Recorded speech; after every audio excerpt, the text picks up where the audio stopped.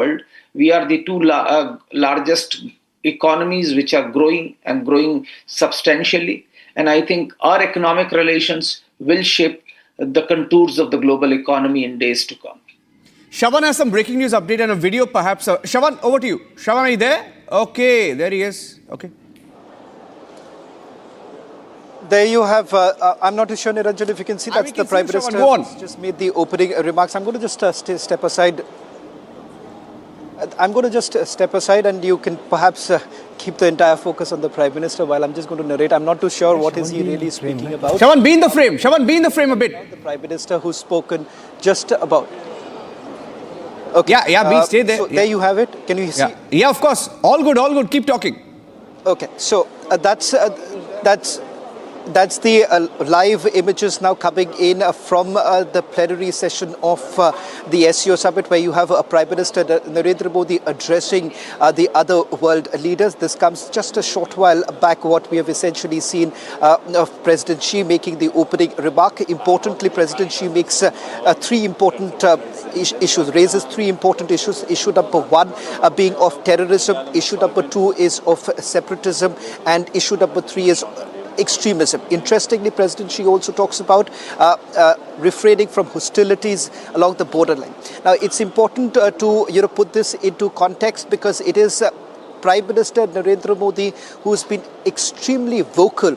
He has raised the issue of terrorism, and he says that you cannot accept terrorism in any form, which is a clear indication. The message was actually for the Pakistanis too, because many were basically hoping that this issue of terrorism is not spoken so much, because they would have rather focused more on the Israel-Gaza war, because you've had SCO observers and SCO plus members who have now come in. They're pushing very hard that there is a mention of Israel-Gaza, but the Prime Minister has been steadfast. He's basically spoken about terrorism. He's basically laid out the roadmap of what the SCO partners can essentially do in terms of global development. These are some issues that the Prime Minister has made it very clear, and it does appear, Niranjan, Abhishek, that he's steering the SCO in a particular direction. Let's be very clear.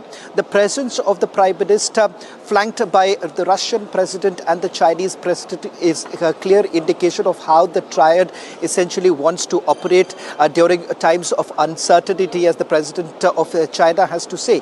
President of China has been very clear about the fact that we are working in the times of complete global uncertainty, unpredictability, and perhaps the SCO can actually bring in the much needed regional stability. So it gives you an understanding, the roadmap of how exactly are things going to move in the days to come. Now, I'm given to understand it's been a little over 5 minutes now that this feed has been coming in of the Prime Minister addressing world leaders.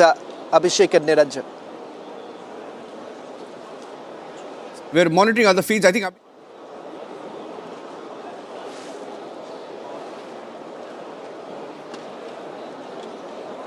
that has taken place between Prime Minister Modi, President Xi Jinping, and President Putin of Russia. And okay, fine. I think we put it on. Yeah, these are the pictures over here, Niranjan. Yeah. And now look at these pictures. Now look at this. Look at this. The animated, the pat that Prime Minister gives, and like we say in college, de tali, and that kind of conversation happening between the two must be saying, Trump is after me. What do you do? But my friend, this is for you. Right? Something like that. I don't know. And then, of course, so the same conversation in the same banter essentially continues with President Xi Jinping, and some explaining being done by Prime Minister there. And Putin pulls up the translator and says, please explain what Modi is telling to Xi Jinping. So I think a very animated conversation there between these leaders. So I think Prime Minister Modi and President Putin walked to Xi Jinping, and then they continued the conversation, which means it's a longish issue which they have discussed. And in a lighter vein, I think they are not like, they're animated, but there is an element of banter going on. Yeah. And that really gives you an idea of the kind of comfort that's there, at least between Prime Minister Modi and President Putin. And there is a history to it. I mean, going back to 2014, when in the Crimea War at the time, the kind of isolation Russia was facing, Prime Minister Modi traveled to Russia, Moscow and spent some time there with Putin, and that's when the personal bond really shaped up between the two leaders. And that's getting reflected in the pictures we are seeing, and that's why that short shrift given to the likes of Shehbaz Sharif, who do not really represent their people, because the real levers of power there in Pakistan are with the generals. These pictures, all of them together, Niranjan, really give a sense of this story. And look at this pat. I mean, I really want to focus on this. This pat, this banter. I think this really speaks. Or we're going to buy more oil this month. Yeah, I mean, come September, as they say, come September, more oil from Russia. We're in September, 1st of September, more oil. Yeah, and I think this is a message to Washington DC in no uncertain terms. I mean, we are still not going to say that this is a realignment of the kind where India is firmly in the Russia-China bloc. It cannot be. It would not be. But we have a long history of our ties with Russia. Predates both Putin and Modi, and there is an institutional memory of those ties. And there is soft power there. It includes Raj Kapoor and Mera Juta Hai Japani, and it includes the days when nobody was coming to our help, and the Russians were there, and I mean, a whole lot of things. And still, Prime Minister Modi, in fact, has shown. Who's there with us? Shawan is there with us. Shawan and Sergey also. We can go back to Shawan. In fact, Sergey is there. Sergey, let's talk a bit about the old ties of India and Russia in the backdrop, in the light of these pictures that we are seeing of President Putin and Prime Minister Modi. I'm not sure if you are able to see them, the banter and the warmth that's there between the two of them.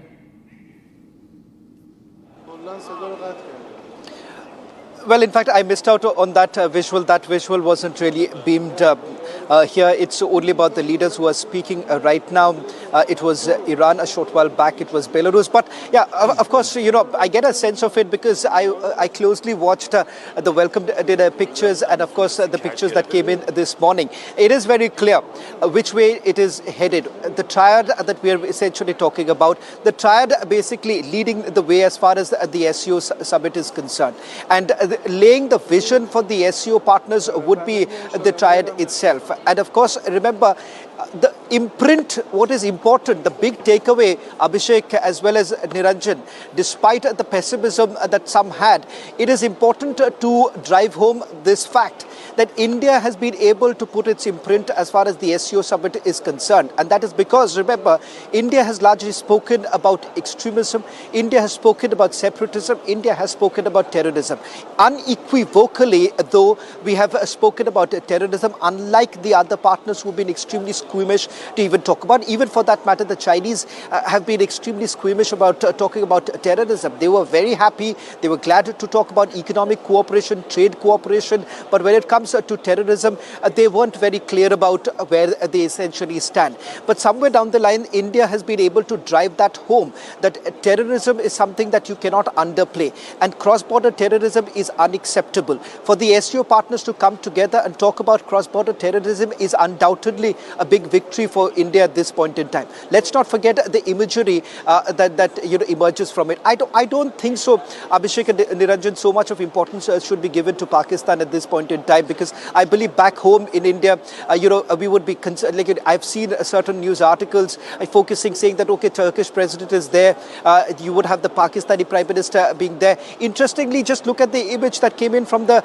welcome dinner. The prime minister was not only comfortable, he was, he was exuding so much of confidence when he essentially, did not really ignore the Turkish president. In fact, he, smiled and even shook his hand. So it's clear that the prime minister is very clear that right now the agenda is very clear. It is not about Pakistan at all. It is more about the fact that India has a it's grandstanding by India, and the fact of the matter is that we are a heavyweight. So that is more important, and we wouldn't have been really concerned about what the Pakistanis are essentially doing. And something, look at the way perhaps the Russian president really reacted when there was an attempt that was made by the Pakistani Prime Minister to reach out and shake his hand and try and tap on his back. You had just the Russian president moving ahead. So there is a lot of messaging, especially on global platforms like these. Especially imagery does matter, because it is after all a way of power projection. It is a way to project where your country basically stands at this point in time. So I haven't seen, in this entire discourse, I haven't seen Pakistan really figuring so much. As you speak, we have those pictures of contrast between yesterday and today, but the contrast has a commonality, which is that Pakistan is sidelined, Pakistan is a sidekick, and Pakistan is a non-entity in terms of the global geopolitical stage. So on the left, friends, you have pictures of Shehbaz Sharif standing by as Prime Minister Modi and President Putin walk along in an animated conversation. And to the right are pictures of yesterday where President Xi Jinping serenades President Putin, and then Shehbaz Sharif jumps the queue just to be able to shake hands with Putin, trying to seek attention, like attention seeking, like how? And absolute no dignity there. And I think he must have been given a rap on the knuckles by Rawalpindi, and that's why he's standing in attention today, ignoring. Yeah, go ahead. Ignoring, the impulse, his own impulse, perhaps, to again jump, even as Prime Minister Modi and President Putin give him a royal ignore. So I think that really speaks volumes, Niranjan and Shravan, about the status of Pakistan as a lackey of China. I think Xi Jinping really gave such an ignore yesterday, and of course Prime Minister Modi and President Putin had to do it today. This is a message really to the Pakistanis. These pictures, I'm sure, would be watched there also, and to the rest of the world, and particularly to President Trump, who thought that there can be any kind of equalizer and equalization between India and Pakistan. He must have been really out of his mind to invite Prime Minister Modi to, fish for a photo op with Prime Minister Modi on one side and General Asim Munir on the other side, like he did with Azerbaijan and Armenia. I think President Trump really is living in a la-la land, and it seems that there is possibility of some medical condition also. If as I said, Niranjan, I'm really qualifying it multiple times. There seems to be some medical condition. If he thought that he can equalize India and Pakistan in a photo op, that too with General Asim Munir. President Trump perhaps has some medical condition and is really out of his mind if he thought he can have a photo op with Prime Minister Modi standing with Asim Munir along with President Trump. I think it has to be left there. And I hope Washington, D.C. is watching this. I will again underscore, this is not any realignment where India is in Russia-China camp. This is part of the larger strategic autonomy that Prime Minister Modi his government has been practicing, which he underscored when he spoke directly to Xi Jinping in the delegation level talks yesterday, which has made India, for example, bat for African Union to be made part of G20 and successfully do so, which has made Prime Minister Modi speak to Zelensky a day before he meets President Putin. And as I was mentioning earlier also, Niranjan, just the only leader this side of Suez, east of Suez, who can speak to both Zelensky and Putin. I don't think anyone else in this geography does that. And so in that sense, I think it's a very significant optics panning out. Let's go back to Shravan. I believe he's joining us with some guests on the ground. Okay, let's go to Shravan. Let's go to Shravan. Shravan, please go ahead. Well, in fact, we have been talking about the triad and where does Russia, China and India really stand here. In fact, let me get a quick analysis from a Russian journalist. Thank you very much for speaking to Republic TV. Thank you. The image of Russian President Vladimir Putin along with the Indian Prime Minister Narendra Modi and Chinese President Xi Jinping has been the biggest talk of the town. Yes. Give us a sense of how exactly is the Russian media really looking at the imagery coming in, and where does Russia really stand on some of the key issues? Well, it's really obvious. It's a historical image because we all saw that Vladimir Putin and Narendra Modi, they came together, they were holding hands, and basically this means friendship, very good friendship. Then they talked to Xi Jinping, they all laughed. It was some kind of joke, so you can imagine that they are really good friends, they are really good sense of friendship between them. And also those three countries are really sanctioned and pressed by the United States. So basically what we are perceiving now, that they are getting even closer together because of the United States. And obviously we are really waiting for the outcome, for which agreements they will have. Now we're just waiting because we saw that they are really good friends and we understand they talk a lot, and we are expecting Vladimir Putin to go to India in the end of the year. So we are waiting and expecting. We are eagerly waiting for the bilateral talk to take place between Russian President Vladimir Putin and our Prime Minister. In terms of the expectations that the Russians have at this stage, particularly with regards to the bilateral, is there anything that you all are particularly discussing about? For instance, the tariffs that have been imposed on India has largely been because of the Russian oil that has been bought by India. A claim that has been completely rejected by India. India maintains that it's part of our national interest and no one has the right to interfere. How exactly is Russia really looking into the tariffs that have been imposed, or kind of a penalty that has been imposed on India?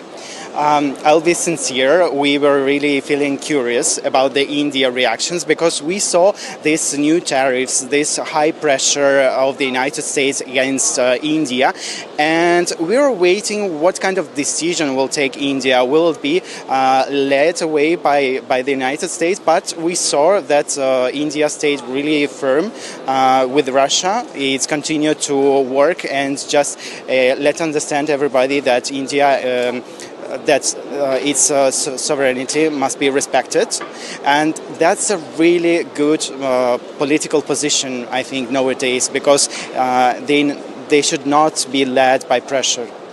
In terms of the expectations of the SCO outcome, India maintains that we should talk firmly about terrorism, cross-border terrorism. In fact, we have had certain expectations from the Chinese too, despite the trust deficit that exists between India and China. We do believe that Russia happens to be our all-weather friend. Is there a hope that perhaps Russia would also be pushing the SCO partners to talk firmly about cross-border terrorism? I think yes, because Russia has a lot of history and we have a lot of experience to fight against terrorism. So I think they will talk about this and we have experience to share. Well, thank you very much, Simon. I'm hoping to catch up once again with you after the bilateral talks that are going to take place. And that's going to be quite important given the fact, because that's the other key meeting that's going to take place after the head of the states meet. Well, yes, thank you. Thank you so much, Shravan. And of course, we continue to stay live with you whenever you can come, whenever you have an update, whenever you have a guest. And of course, we continue our studio broadcast. These are pictures from earlier, light banter there, animated conversation and engaging talks there on the sidelines between Prime Minister Modi and President Xi Jinping and President Putin. Sergei Duvarov continues to be with us. Sergei, I was asking, Russia-India relationship has a long past, long history, and Prime Minister Modi and President Putin, of course, have taken it to the next level. Yes, at the end of this year in December, our national leader Vladimir Putin will come to India. And I'm highly appreciate that after the statements of Donald Trump, reaction of India was very strong. And we received the Secretary of National Security of India and also your Minister of External Affairs, Jaishankar. He visited Moscow and he did a very strong conference and show that our friendship is a historical choice of two nations. And I want just to remind regarding Hindu-Pakistan relationships that who create Pakistan even and Bangladesh, it was done by UK. And saying like conflict, today existing conflict between Ukraine and Russia was created and designed by Western policy makers, and it artificial conflict. And we can see that the most powerful weapon against terrorism and extremism is spiritual education. For example, I personally visited Varanasi, spiritual capital of India, and I recognize that Hindu temples together with Muslim mosques exist in Varanasi. This variety and coexistence and interdependence is ideology of Bharat civilization. That's why India today is a main country regarding dialogue between East and West. Right. Even we can see that symbolically, meeting between Donald Trump and Putin was happened in Alaska when? Right, Sergey. 15th of August. 15th of August, which is Independence and National Day of India. And that's why Indian diaspora inside America, very powerful and success businessmen inside America, not only in America, in Russia, around all the world, globe, they can help to start to open new page between Russian-American dialogue and convince Donald Trump to be more soft and more spiritually educated. We should educate Donald Trump. We should give him some good vision and good health to understand that right now is a time of eastern part of the world. All right. The western part, their time is already gone. It's a past. Right, Sergey. And thank you so much. In fact, I hope you continue to stay with us even as we take a short break. Proceedings are going on. India's turn is next. Iran is speaking. Taking a short break, coming back on the other side with pictures of Prime Minister speaking at the SCO plenary.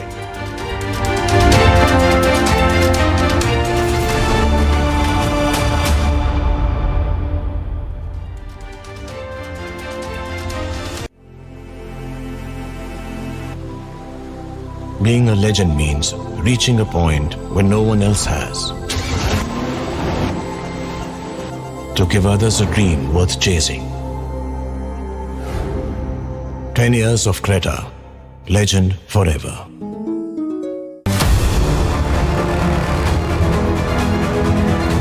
I'm headed to the northern port city of Tianjin in China to cover the largest ever SCO Summit in history.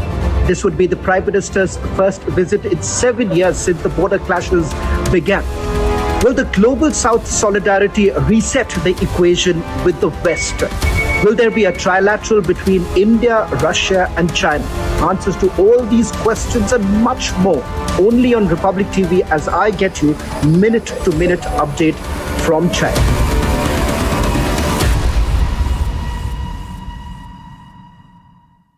Here we didn't want to bring out the big charts because it had no chance of standing.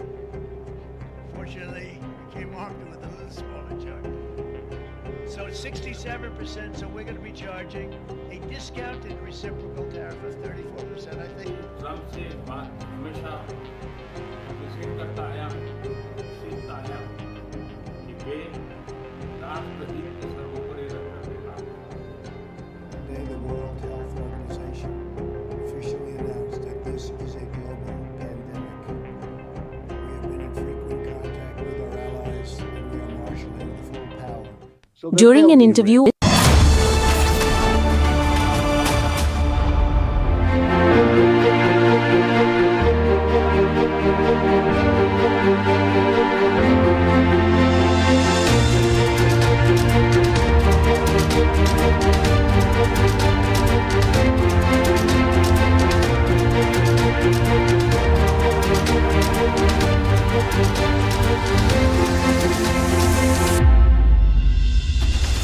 Amity has been ranked amongst the top 3% universities globally, a testimony to Amity's globally benchmarked quality.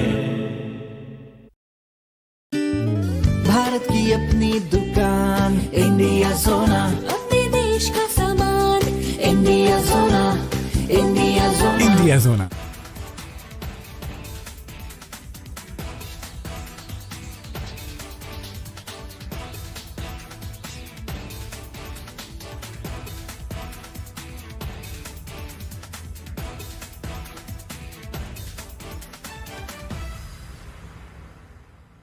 Here we didn't want to bring out the big charts because it had no chance of standing.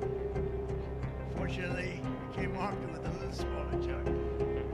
So it's 67%, so we're going to be charging a discounted reciprocal tariff of 34%, I think. Trump से बात हमेशा receive करता आया सीखता आया कि वे राष्ट्रहित के सर्वोपरि रखकर काम Today, the World Health Organization officially announced that this is a global pandemic.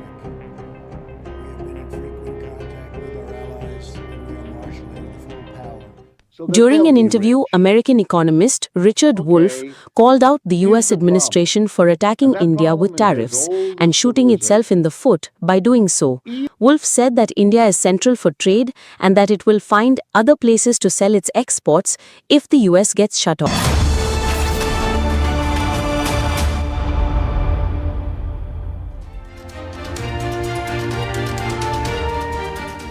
All right, we are back to the broadcast from Tianjin, where the SCO Leaders Summit is panning out. The plenary is going on as we speak, and India's turn is next. We are waiting for Prime Minister to take the mic, but these are pictures from earlier of the informal interactions, and that really gives you an idea of the kind of camaraderie and warmth that's there between Prime Minister Modi and President Putin. Shravan joins us live from Tianjin. In fact, he's right there inside the plenary hall where all the action is. So I would rather let Shravan speak for now. Shravan, over to you. By when you think Prime Minister Modi could be taking the mic?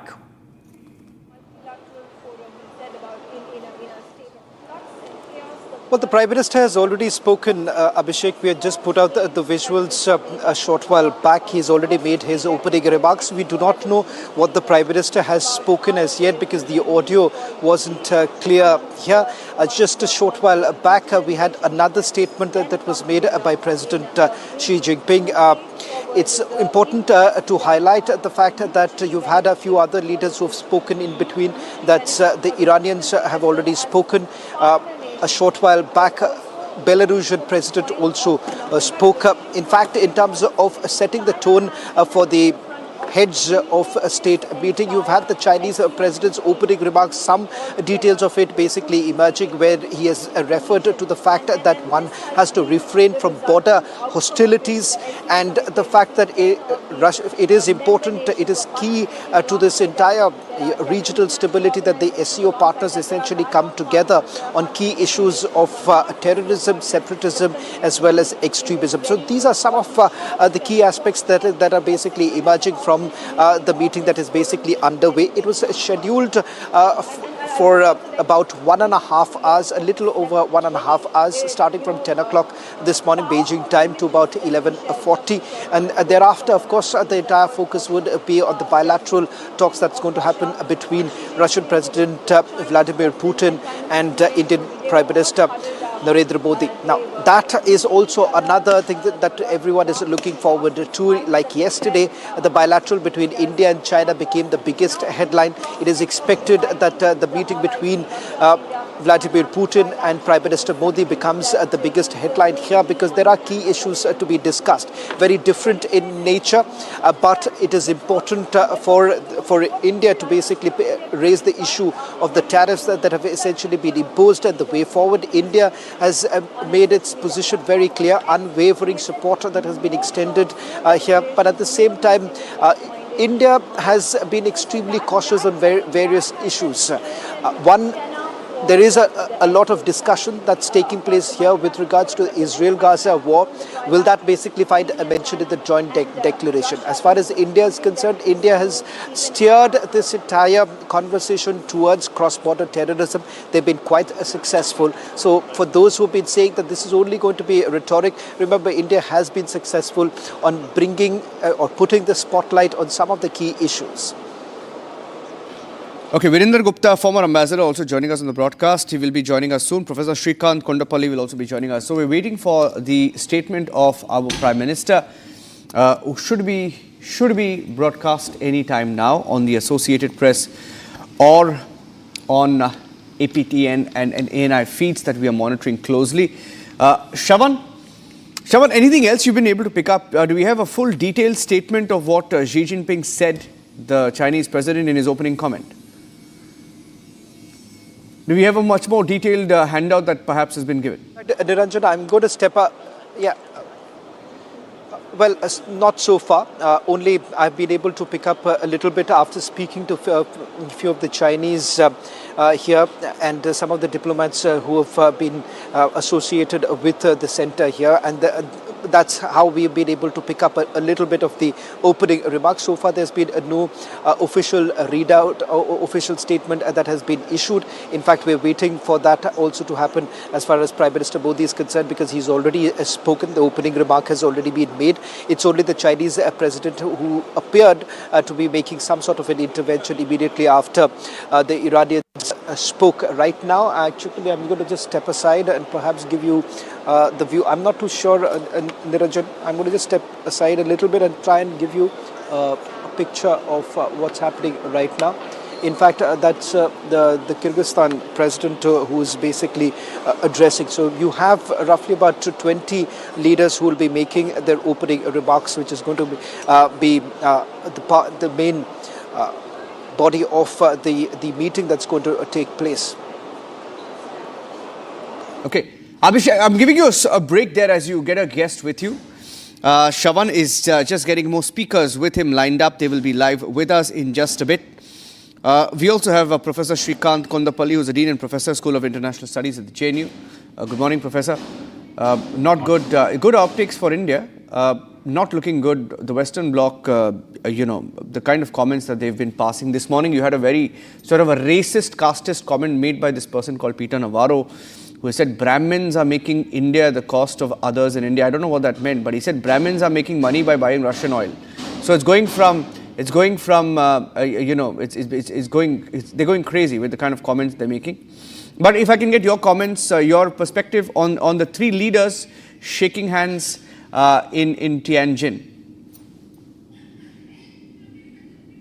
Is that for me? Yes, that's for you, Professor.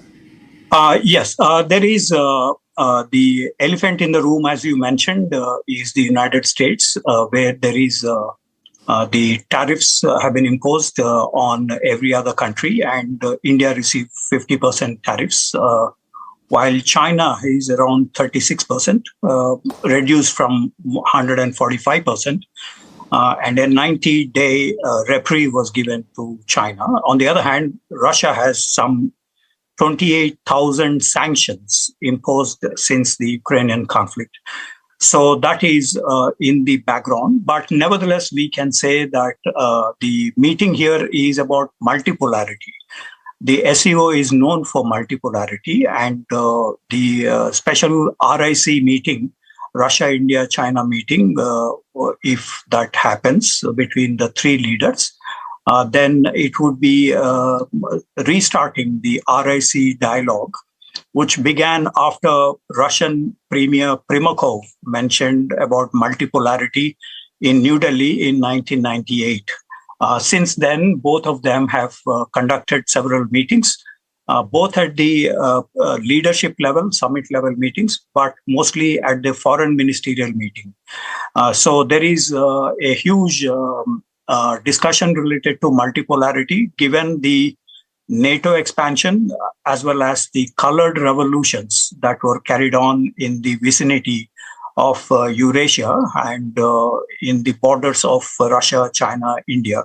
And hence they have been reaching out to this multipolarity format since then, but more intensely during the 2000s, when in Ekaterinburg meeting in 2009, the BRICS was expanded to include South Africa, and later last year in Johannesburg meeting, it has been further expanded to 5 more members, and this year 2 more members have joined. So BRICS is one instrument of that multipolarity, but if we have these 3 leaders meeting today, then it means that the RIC is revived in the context of the Trump administration tariffs and unilateral policies, which is one of the basis for the RIC formation earlier. So that is, we need to watch out. But since you're mentioning about the leaders' plenary session discussions, it is clear that there is the multipolarity aspect has been emphasized by many leaders so far. And this is basically against any unilateral policies that the United States is following. So we can broadly say that this is in the context of the Trump's tariff policies, as well as the effort made by the Trump administration to alienate not only its friends but also allies. So this is in the background of the discussions today. We need to watch out in addition to the specific individual leaders' statements. As you mentioned, about 20 of them will be making such statements. We also need to see the joint statement, and very likely that India will, the Prime Minister will mention about the problems that India is facing in terms of sovereignty issues, that is mainly related to the CPEC projects, China-Pakistan Economic Corridor projects.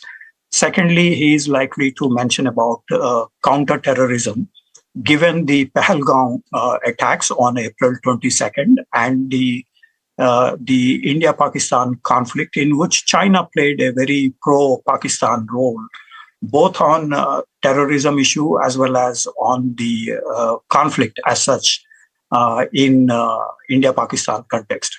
So, but he is likely to mention this in oblique terms. Yet, as the Raksha Mantri's visit to China recently, 3 months ago in June, about the non-ratification of the draft in relation to terrorism issue. So it is likely that we will have an Indian position and China requesting other leaders, 20-odd leaders, to endorse that position. So we may probably will see 2 different versions of this in the overall discussions on terrorism and on sovereignty-related issue. Yeah. Okay. Okay. So I also have Virender Gupta, former ambassador, joining us on the broadcast. Virender Gupta, Ambassador, good morning. And he's also the Director General, Indian Council for Cultural Relations, and the Deputy Director General, IDSA, and President at ARSP. Okay, Ambassador Gupta, your comments on the optics at SCO this morning. Well, I think it's a very important visit. It's happening in the current context of America having taken certain steps, which it should not have. But I think we have to be very clear that India is neither attempting a grand coalition against America or the Western countries, nor is it in our interest. I think we have to regard the disturbance in the India-US relationship as a temporary blip, because I believe that India-US relationship is very natural. And I think not one single leader will be able to disturb it. So I think it'll go on to resume its natural trajectory, how it has grown in a bipartisan manner in both countries during the last 2 or 3 decades. Now, having said that, I think the most important thing for India is to retain its options And I think for everybody to know that India is not devoid of options. India has the requisite uh, strategic autonomy, and India must continue to secure its national interest by undertaking optimum relationship with different power groups. No, clearly, of course, America seems to labor under the impression that it is still a unipolar world and America is the most preeminent power. There is no doubt that America is a preeminent power. But then several other countries are now beginning to call the shots. I mean, they've become very important. So it is actually a multipolar world, and America must understand, must know how to treat its friends. I think there is a lot of resentment in India at the manner in which India has been mistreated rather, and the kind of language that has been used by President Trump himself and his senior advisors. When somebody talks about India needing to be punished, I think it is very insulting, and this does not behove, a relationship which has been variously described as, the strategic partnership, the most defining relationship of this century. Now, the most important critical thing is that we have not had a problem with Russia. Prime Minister is going to meet President Putin, but I think the problem has been on India-China front. And during the last several years, as everybody is aware, relationship deteriorated. Now, you can do the optics, you can do confidence building measures, create people-to-people contacts, and several steps have been taken. Mansarovar Yatra has been resumed. We have started giving visas to the Chinese tourists, and some more steps would be taken, like resumption of direct flights and many more things. But I think the two critical things which I would flag out here, one is very huge trade deficit. I mean, look at the structure.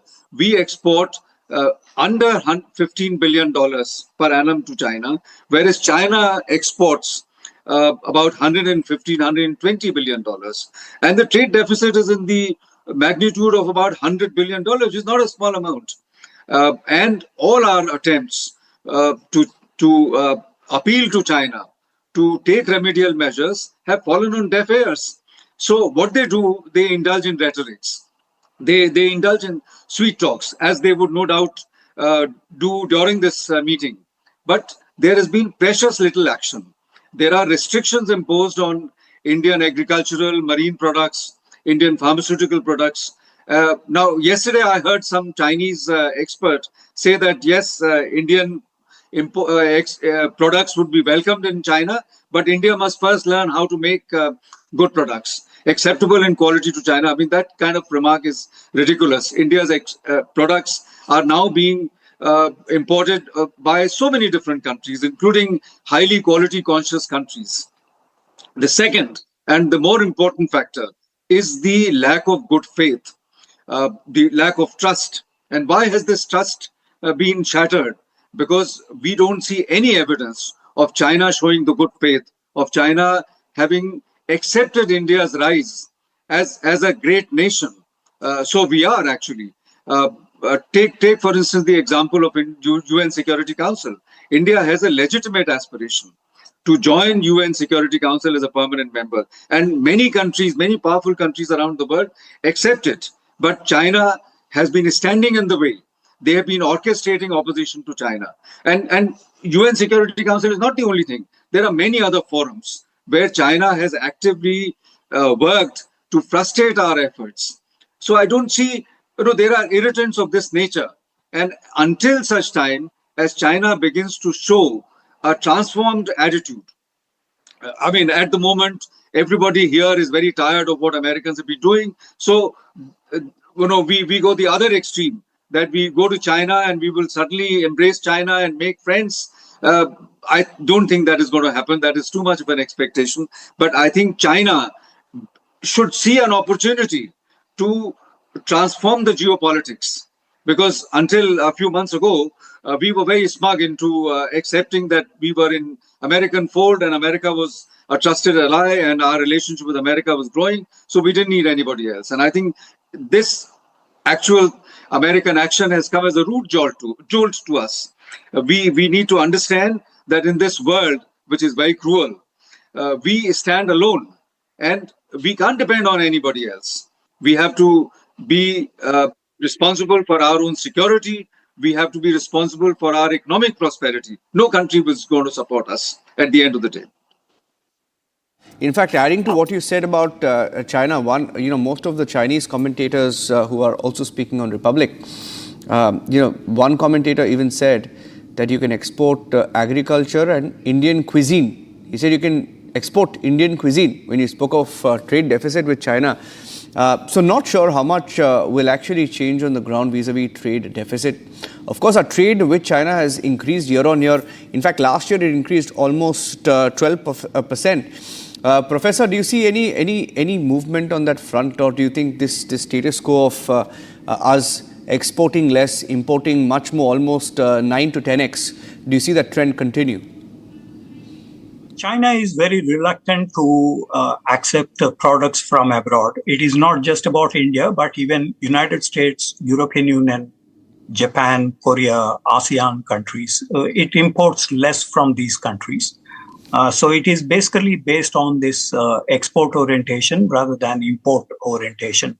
Imports, they do mainly raw materials like iron ore, soybeans, critical minerals, and so on.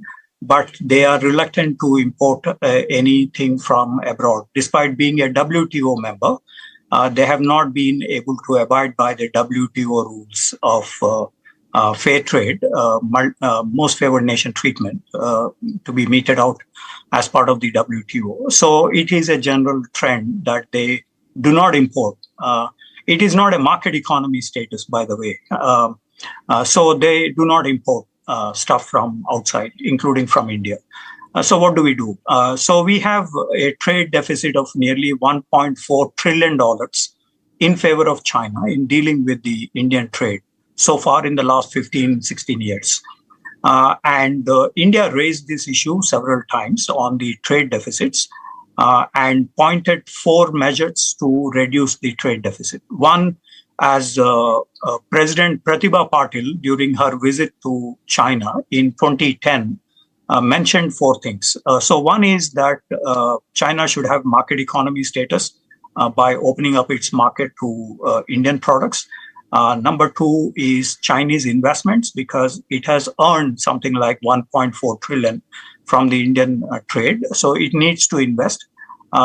President Xi Jinping visited India in September 2014, and he promised $20 billion. None of that came about.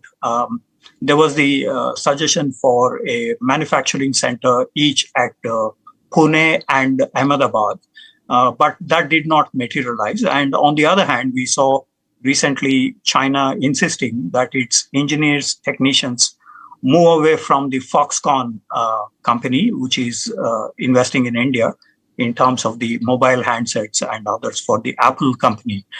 So there was actually the Chinese suggestion for removal of these Chinese technicians, engineers, even though it has promised to invest. And also the joint statements before mentioned about simultaneous rise of China and India. But they have been restricting that kind of sphere. The third measure is to have third country exports. That is, if Indian and Chinese companies say have manufacturing units in India or China, then they will export to a third market in South America, Africa, or Asia. And that would create a beneficial outcome for both the sides. But this has not been implemented so far. So many of the suggestions that were made were not implemented. So the trade deficits increased substantially. And what is important is that even the raw materials that India is exporting has not changed because of the Chinese restrictions on Indian goods. India is the 4th largest economy, and the Chinese generally ridicule India by saying you cannot export anything. The actual fact is they restrict the imports from every country, including from India. So punitive measures are taken. Non-tariff barriers are imposed on the Indian products entry into China.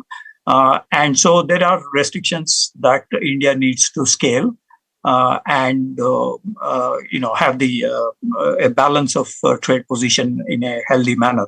But that is not happening.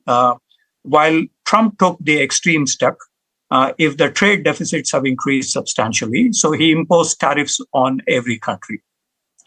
But Indian government has so far not thought about such, because India is at a receiving end in terms of these export and import related.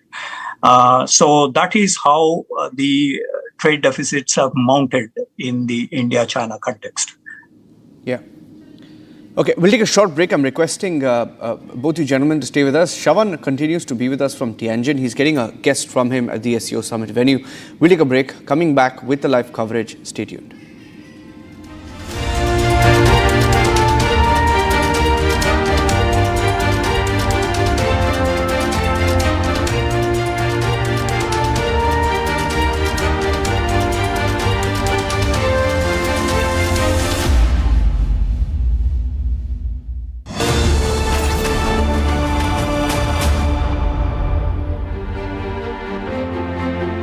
Amity has been ranked amongst the top 3% universities globally, a testimony to Amity's globally benchmarked quality. I choose a world where we dream, and the limit is the sky. And this world is my home where I'm living my best. Mindfully crafted home decor fabrics. Sansar, a D-Decor brand. Live consciously. केसरिया से मन जोगी हुआ रे दिल झूमे देखो मतवारा हुआ रे केसरिया से मन जोगी हुआ हर पल मनाओ केसरी त्योहार विमल बोलो जुबान Kesari. Here we didn't want to bring out the big charts because it had no chance of standing. Fortunately, we came armed with a little smaller chart. So it's 67%, so we're going to be charging a discounted reciprocal tariff of 34%, I think. Trump से बात हमेशा receive करता आया सीखता आया कि वे राष्ट्रहित के सर्वोपरि रखना है. Today, the World Health Organization officially announced that this is a global pandemic. We have been in frequent contact with our allies, and we are marshaling the full power. During an interview, American economist Richard Wolff called out the US administration for attacking India with tariffs and shooting itself in the foot by doing so. Wolff said that India is central for trade and that it will find other places to sell its exports if the US gets shut down.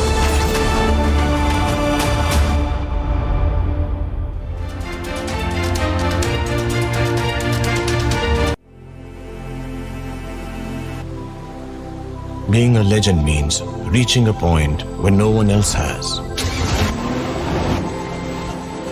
To give others a dream worth chasing. 10 years of Creta, legend forever. Bharat की अपनी दुकान India सोना अपने देश का सामान India सोना India सोना इंडिया सोना.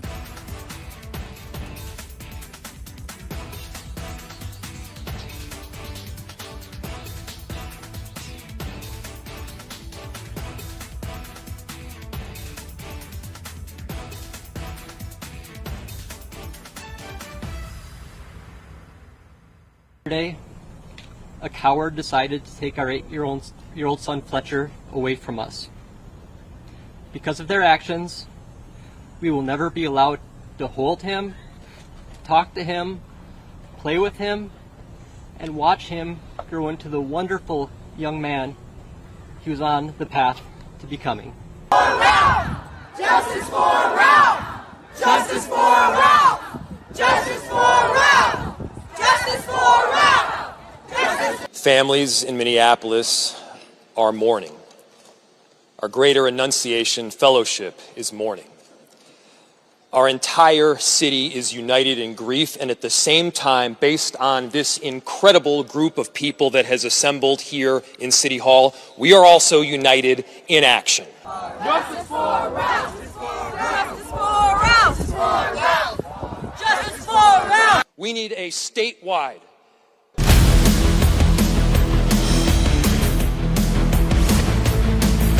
This is Republic, Jack Olival Studio. Stay tuned for all the live and breaking news updates. I'm Deepak Suresh Kumar. Let's get started.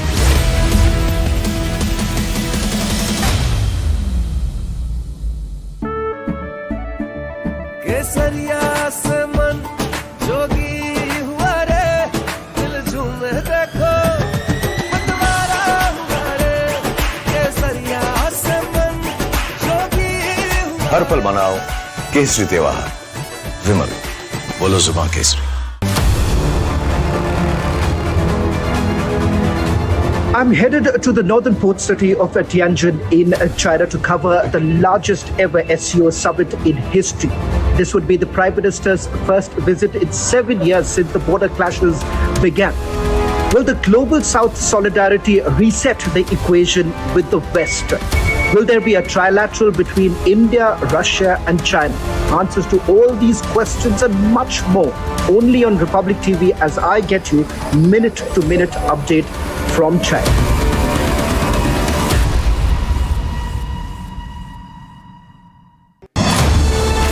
मुझे खुशी हो रही है हमारे शानदार स्वागत और आतिथ्य सत्कार के लिए मैं राष्ट्रपति शी का हार्दिक आभार व्यक्त करता हूं। आज उज्बेकिस्तान का इंडिपेंडेंस डे है। कल किर्गिस्तान का राष्ट्रीय दिवस था। इस अवसर पर मैं दोनों लीडर्स को बधाई और शुभकामनाएं देता हूं। एक्सेलेंसी, पिछले 24 वर्षों में एससीओ का पूरे यूरेशिया क्षेत्र की एक्सटेंडेड फैमिली को जोड़ने में बहुत महत्वपूर्ण योगदान रहा।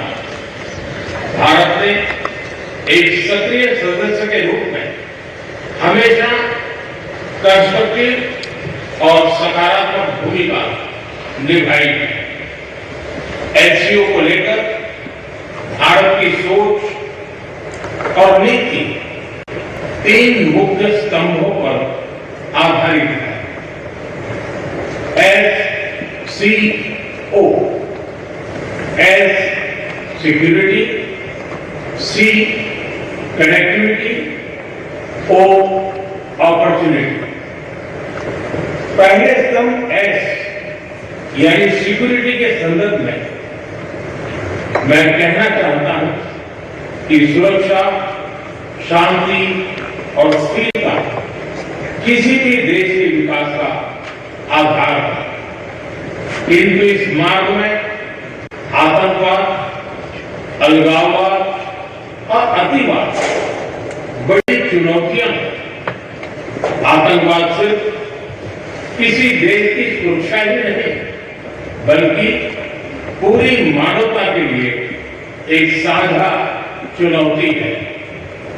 कोई देश, कोई समाज, कोई नागरिक अपने आप को इससे सुरक्षित नहीं समझ सकता। इसलिए आतंकवाद से लड़ाई में भारत ने एकजुटता पर बल दिया। इसमें एससीओ रेट्स की बहुत महत्वपूर्ण भूमिका रही। इस वर्ष भारत ने जॉइंट इंफॉर्मेशन ऑपरेशन को लीड करते हुए अल कायदा और इससे जुड़े आतंकी संगठनों से लड़ने का इनिशिएटिव किया। हमने रेडिकलाइजेशन के विरुद्ध समन्वय बढ़ाने और मिलकर कदम उठाने का भी प्रस्ताव रखा। टेरर फाइनेंसिंग के खिलाफ आवाज उठाई। इसमें मिले समर्थन के लिए मैं आभार व्यक्त करता हूं। एक्सेलेंसी, भारत पिछले 4 दशकों से निर्मम आतंकवाद का दंश झेल रहा है। कितनी ही माताओं ने अपने बच्चे खोए और कितने बच्चे अनाथ हो गए। हाल ही में हमने पहलगाम में टेररिज्म का बहुत ही घिनौना रूप देखा।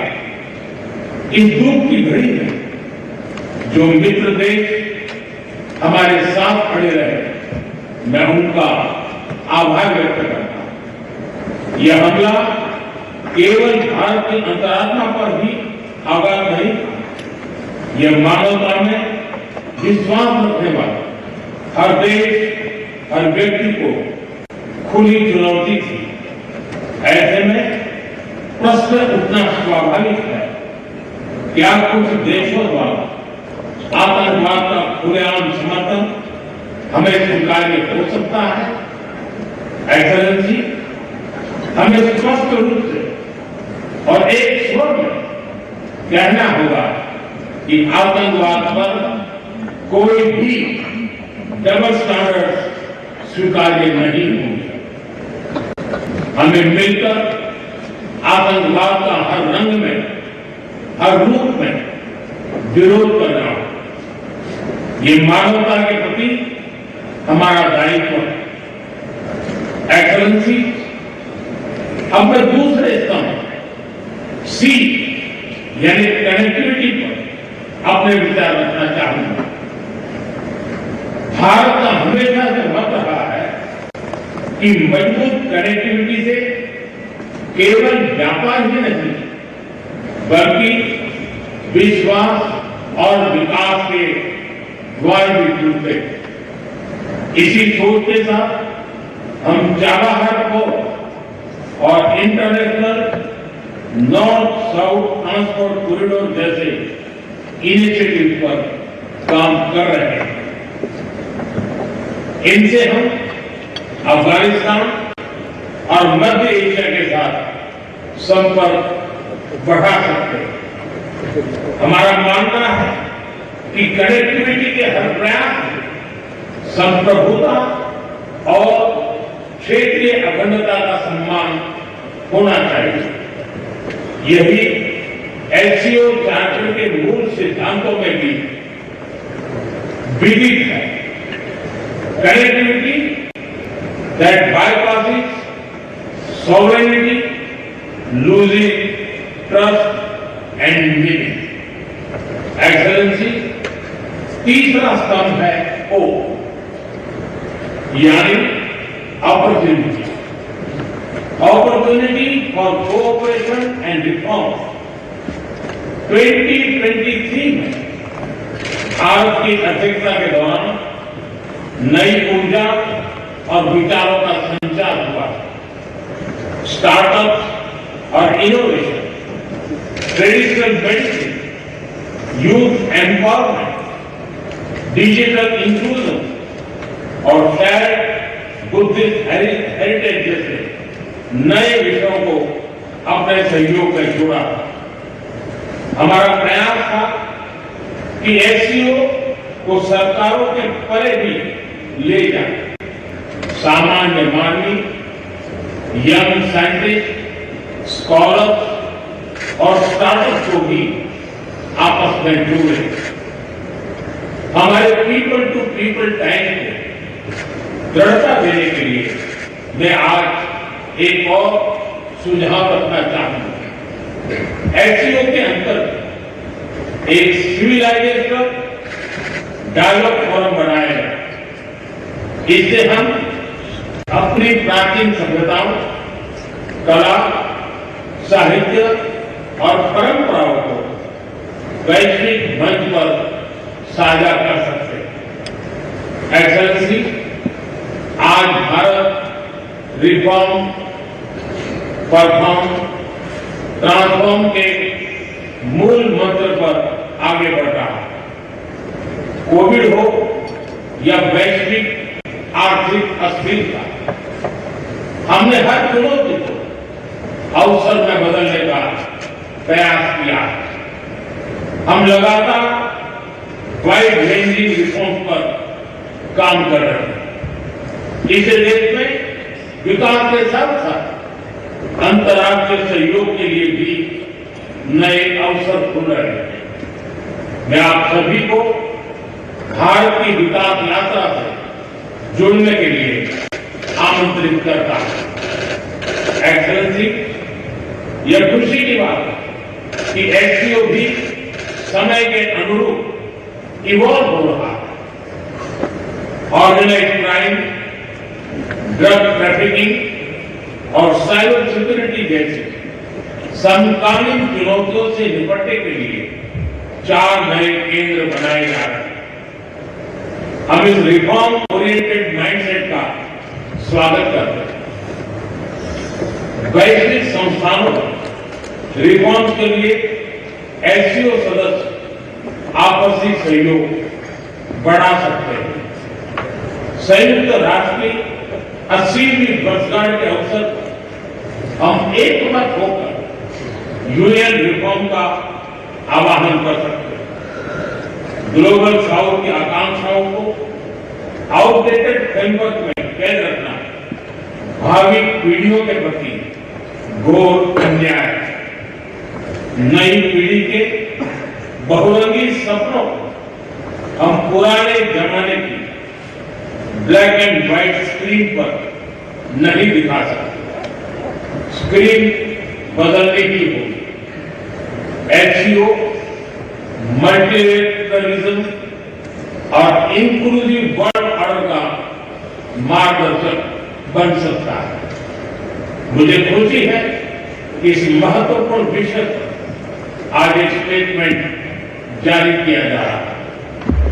एक्सेलेंसी, हम सभी पार्टनर्स के साथ समन्वय और सहयोग के साथ आगे बढ़ रहे हैं।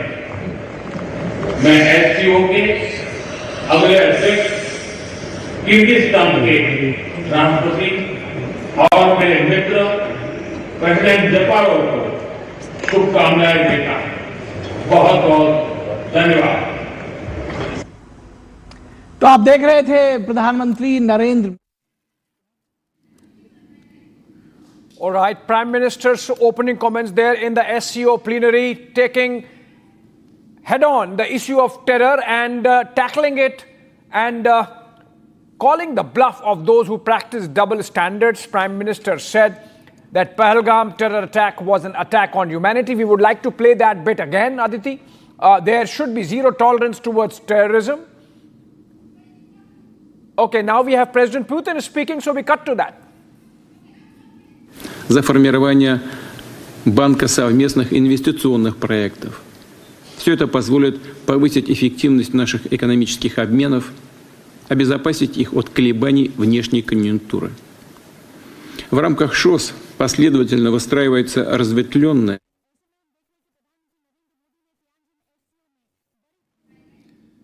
Okay, the headline, the Prime Minister has spoken about terror with Shehbaz Sharif in attendance and China. They're hosting the SCO Summit. Abhishek, if you can quickly take us through what he has said about terror specifically. I think Niranjan, Prime Minister has done some plain speaking on terror. He has said that there cannot be double standards. Pahalgam terror attack needs to be condemned. It was an attack on humanity, not just on India and Hindus.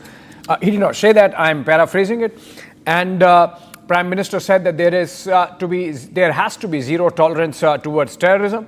Prime Minister also said we must not have double standards towards terrorism. And he also said that India has been bearing the brunt of terror for the last 4 decades. Recently, we saw the worst side of terror in Pahalgam.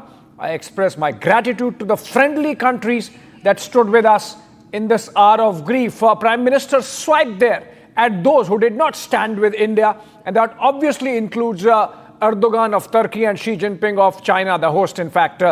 Because remember, both the two nations, Turkey and China, Niranjan, helped Pakistan very actively, militarily, in real time. And so I think Prime Minister doing that plain speaking. Then, of course, he spoke about other aspects of SCO, how it can be a true platform for multilateralism and inclusivism, how it can herald a new world order, how it is important that it respects rule of law and the idea of territorial integrity and sovereignty. Remember, Prime Minister also said yesterday to President Putin that strategic autonomy needs to be respected. Prime Minister mentioned the fact that it was Independence Day of Uzbekistan today, and so he congratulated the Uzbek delegation.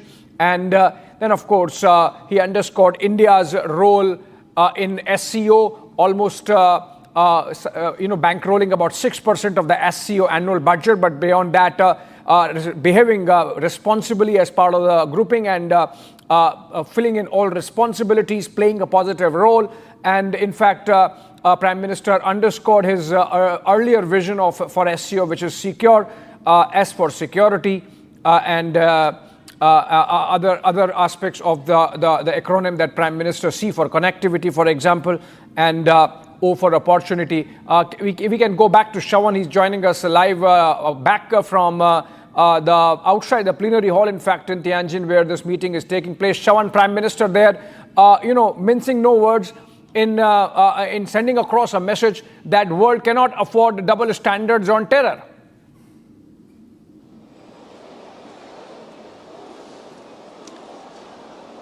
Well, the Prime Minister has been unequivocal when it comes to dealing with terrorism, and certainly hoping that SCO partners would be speaking in one voice.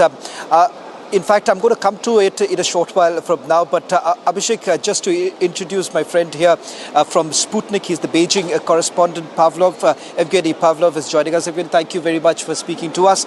Let me straight away begin by asking you, first, you've been in Beijing for quite some time, spent a considerable number of years. I want to ask you, in the run-up to the SCO Summit, the Chinese have essentially built a narrative, a largest ever SCO Summit. They were hoping that there would be tangibles, there would be deliverables from the SCO Summit. I want you to tell our viewers, how were you looking at this, the Beijing, how was Beijing really looking at it? How important has the SCO Summit been for Beijing? Well, certainly China pays a lot of attention to the matters of the global south. So having all these countries together, a lot of which are the representatives of the global south, I think is very important for China. And China projects itself as one of the key magnets and one of the channels for voicing the opinions of the global south. So obviously it's very important, and China is always very enthusiastic and very carefully organizing these events and putting a lot of effort in it. So obviously it's a very big deal for China. What's the key difference that you have essentially spotted while you were reporting in the last few days in the way we have seen the SCO Summit happening in the past? But there is a global attention right now on the SCO Summit, keeping in mind that we are talking in times of tariff war that is going on. It's for four countries, Russia, China, as well as India. What's the sense that you've got in terms of how Beijing has been responding to the threat emanating from the United States of America? Well, I think Beijing, it seems to me, is always taking a careful stance on all of this. But clearly you see a request from not just China, but many countries that nobody is happy with how the United States behave at the moment. A lot of the countries in the global south, China included, are interested. They're one of the beneficiaries of globalization previously. So obviously there is an interest of maybe coordinating positions and finding essentially stability, and SCO is seen by many as the anchor of such stability. And so Beijing basically emphasizes the spirit of SCO, and it has indeed become, especially with the accession of countries like India, a massive anchor of stability, maybe, and dialogue and true multilateralism on the Eurasian continent, and then spreading further than that, since there is more interest coming. So yeah, certainly for Beijing probably stresses even more this unity and the spirit of multilateralism around SCO. Well, interestingly, we are talking at a time when your president is speaking. I just want to step aside and perhaps show our viewers now. In fact, Abhishek, that's the Russian president who's making the address right now. We are not very sure the content of it, which is going to come out in a short while from now. I want to come back to the big headline that emerged yesterday. That was the bilateral talk between India and China. How was Russia really viewing the rapprochement between India and China?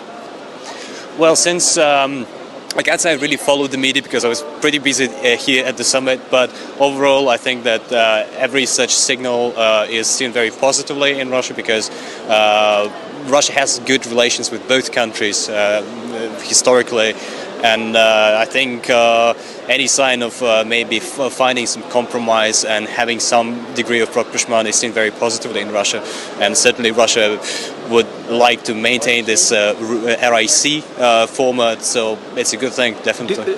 Do you believe that could be a reality, the RIC, the trilateral, at some point in time? Of course, I do believe so. I think that all three parties are interested in maintaining this format. What do you make of the images that came out from the banquet yesterday? I remember what I saw was a considerable amount of time that has been spent by President Xi and President Putin, where they were basically interacting. I was given to understand some jokes were essentially shared. We do not know what really transpired, but what do you all really make of it? Which way is it really headed? Because I'm told the advisor to President Putin essentially indicated that President Putin and President Xi has spoken about what happened in Alaska. So is there some sort of a talk that is going on between Russia and China with regards to how do you really tackle the situation, the challenges that are coming in from the United States of America? It was definitely mentioned that the Russian side would update its partners, China, India and all others, on how the process in Alaska went in Anchorage.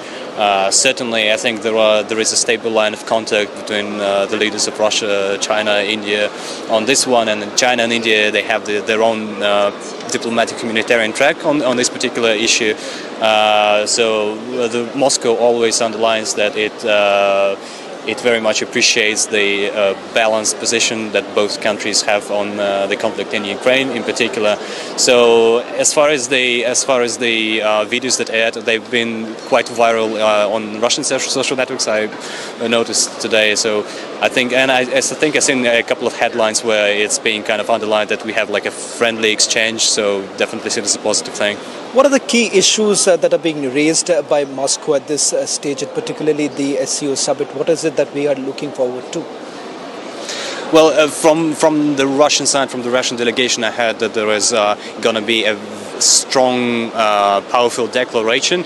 We're yet to see what's going to be in it, but I think that essentially this SCO track is now a priority for Russia as far as multilateral formats are concerned, and I think everybody is awaiting, but we're not yet clear what's it gonna be, but certainly maybe some expectations on trade and just coordinated position in terms of again multilateralism, stability, geopolitics. Let's also talk about the much-awaited bilateral between Russian President Vladimir Putin and Prime Minister Modi. What is it that Russia is looking at right now? Obviously, the stage was set in India, where we were given to understand that Russia wants to open up the market for India, keeping in mind that it's some sort of a penalty that has been imposed on India for buying Russian oil. So what is it that Russia is essentially trying to offer India at this stage? I'm afraid that I cannot really elaborate on that one because I didn't really follow this in particular. But definitely the two leaders have a lot to talk about, and certainly the whole tariff situation, Donald Trump versus India, there's been a lot of attention to that in Russia, and of course I think the matters of trade between Russia and India are in the center of attention at this meeting. Well, thank you very much, again, for joining us. In fact, he's been here. He's the Beijing correspondent of Sputnik, spent a considerable amount of time here to get us a sense of how exactly Beijing has been viewing this. Why exactly is the SCO so very important for China at this point in time? And of course, with Russia really stepping in right now, it's important to point out that this is becoming a multilateral forum, which is becoming extremely important, particularly for Russia as well as China. Thank you so much, Shravan. And, this really gives an idea of the kind of realignments that are really happening. Your conversation with the Russian journalist, and the fact that the way everyone else sees the developments vis-a-vis how the United States, unfortunately, seeing the panning out of geopolitics. if you consume Western media platforms or information on them, you realize that you get a picture that Russia is isolated, which does not seem to be the case as it comes out of your conversation. And of course, the pictures that we have seen, the manner in which President Putin has been almost the center of all attention. It was not just Shehbaz Sharif giving up all his dignity and jumping the queue to shake hands with President Putin. Many other world leaders were seen looking expectantly at Putin as he was serenaded by Xi Jinping of China. So obviously, in the rest of the world, there is a sense perhaps that the manner in which Putin has been treated by the larger West, not Donald Trump, thankfully in this case, but the larger West, specifically Europe, is something which is not good. And that's why I think this outpouring of, sentiment, so to say, for President Putin there in these pictures that we have seen. With India, of course, it's a little more special, and that's why these pictures speak volumes. I don't see any other world leader present in Tianjin having the kind of engagement with President Putin like Prime Minister Modi has had, and that's why I think we have been calling it the Troika, Tianjin Troika, Shawan, for the last 48 hours, the meeting between President Xi Jinping, President Putin and Prime Minister Modi. This is obviously a realignment, not exactly India getting into the Russia-China camp, but definitely a realignment. On that note, I think we slip a short break. Shawan, stay with us. We keep coming back to you for more guests and, of course, for our broadcast, live broadcast from Tianjin.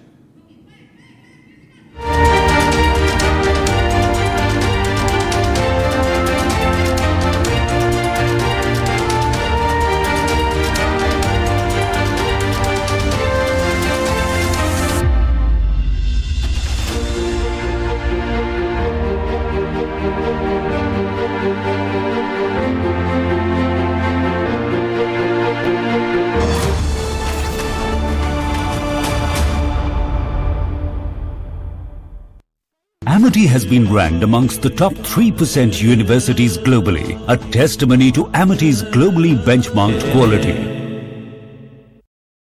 पैसा लगाना है तो century ply club prime पे लगाओ, डूबेगा नहीं, जलेगा भी नहीं, कोई खा नहीं जाएगा, धोखा नहीं देगा, ऊपर नीचे भी नहीं होगा, सेफ रहेगा, सिक्योर्ड, मिनिमम 30 साल का रिटर्न देगा।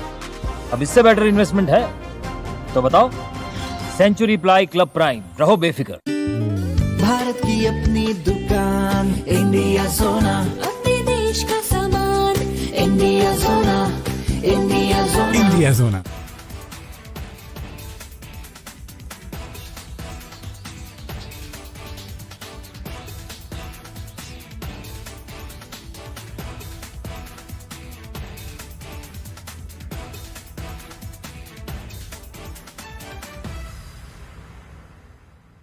पैसा लगाना है तो सेंचुरी प्लाई क्लब प्राइम पे लगाओ, डूबेगा नहीं, जलेगा भी नहीं, कोई खा नहीं जाएगा, धोखा नहीं देगा, ऊपर नीचे भी नहीं होगा, सेफ रहेगा, सिक्योर्ड, मिनिमम 30 साल का रिटर्न देगा। अब इससे बेटर इन्वेस्टमेंट है तो बताओ। सेंचुरी प्लाई क्लब प्राइम, रहो बेफिक्र।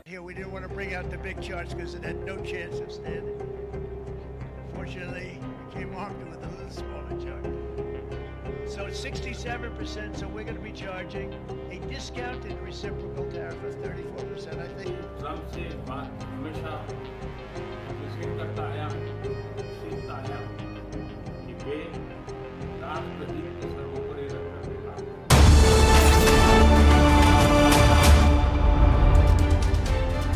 पैसा लगाना है तो सेंचुरी प्लाई क्लब प्राइम पे लगाओ, डूबेगा नहीं, जलेगा भी नहीं, कोई खा नहीं जाएगा, धोखा नहीं देगा, ऊपर नीचे भी नहीं होगा, सेफ रहेगा, सिक्योर्ड, मिनिमम 30 साल का रिटर्न देगा। अब इससे बेटर इन्वेस्टमेंट है तो बताओ। सेंचुरी प्लाई क्लब प्राइम, रहो बेफिक्र। भारत की अपनी दुकान, इंडिया सोना, अपने देश का सामान, इंडिया सोना, इंडिया सोना, इंडिया सोना। केसरिया से मन जोगी हुआ रे, दिल झूमे देखो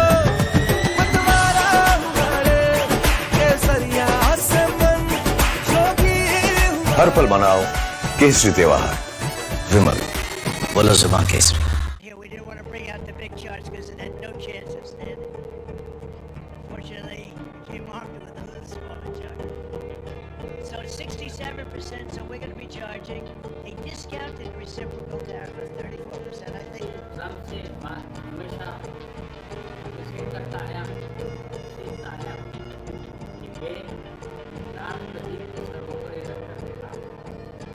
Today, the World Health Organization officially announced that this is a global pandemic. We have been in frequent contact with our allies, and we are marshaling the full power. During an interview, American economist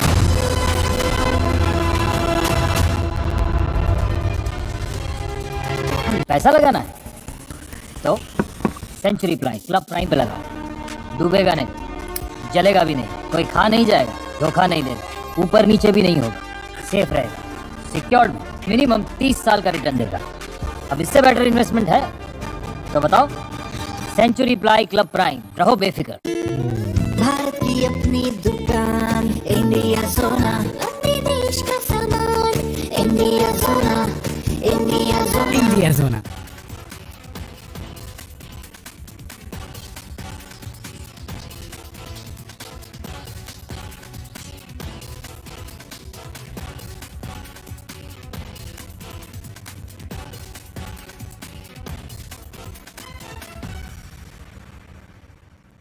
पैसा लगाना है तो century prime club prime पे लगाओ, डूबेगा नहीं, जलेगा भी नहीं, कोई खा नहीं जाएगा, धोखा नहीं देगा, ऊपर नीचे भी नहीं होगा, सेफ रहेगा, सिक्योर्ड, मिनिमम 30 साल का रिटर्न देगा।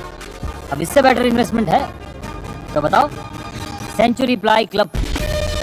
From Asia's largest news headquarters, setting the agenda for Bharat.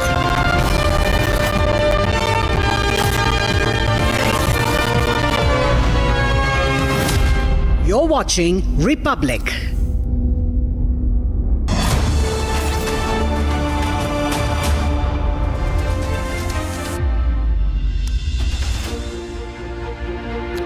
Welcome back, friends. And Prime Minister has done some plain speaking, held a mirror to those who have practiced double standards in the aftermath of the Pahalgam terror attack and Operation Sindoor, and then, of course, spoken about how India sees its role in an increasingly multipolar world and how India comes out as Vishwa Mitra. All that has been underscored in his speech. We'll focus on that just after the headlines.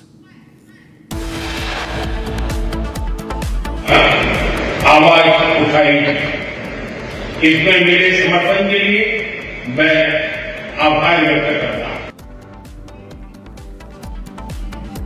In Tianjin,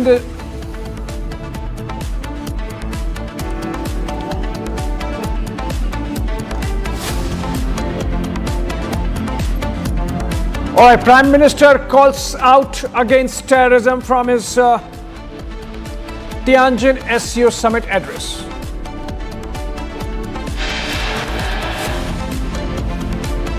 स्पष्ट रूप से और एक स्वर में कहना होगा कि आतंकवाद पर कोई भी डबल स्टैंडर्ड स्वीकार्य नहीं होंगे। Prime Minister's big message at SCO as he calls out the double standards, calls it unacceptable.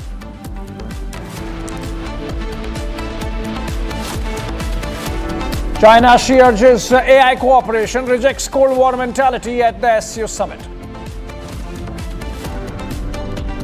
And that's the most defining moment of the year 2025, the Tianjin Troika handshake. Three super leaders of the world share candid moments.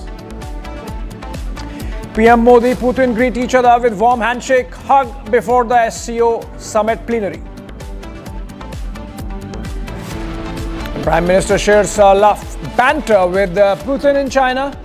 PAK's Shehbaz Sharif left out, looks on.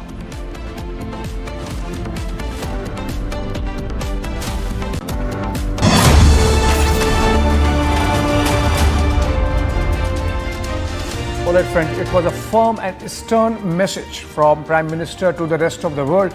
particularly those in that hall listening, specifically Pakistan Prime Minister Shehbaz Sharif, when Prime Minister said that those who support terror should be singled out. Listen to exactly what Prime Minister said in his plenary address at the SCO Summit in Tianjin.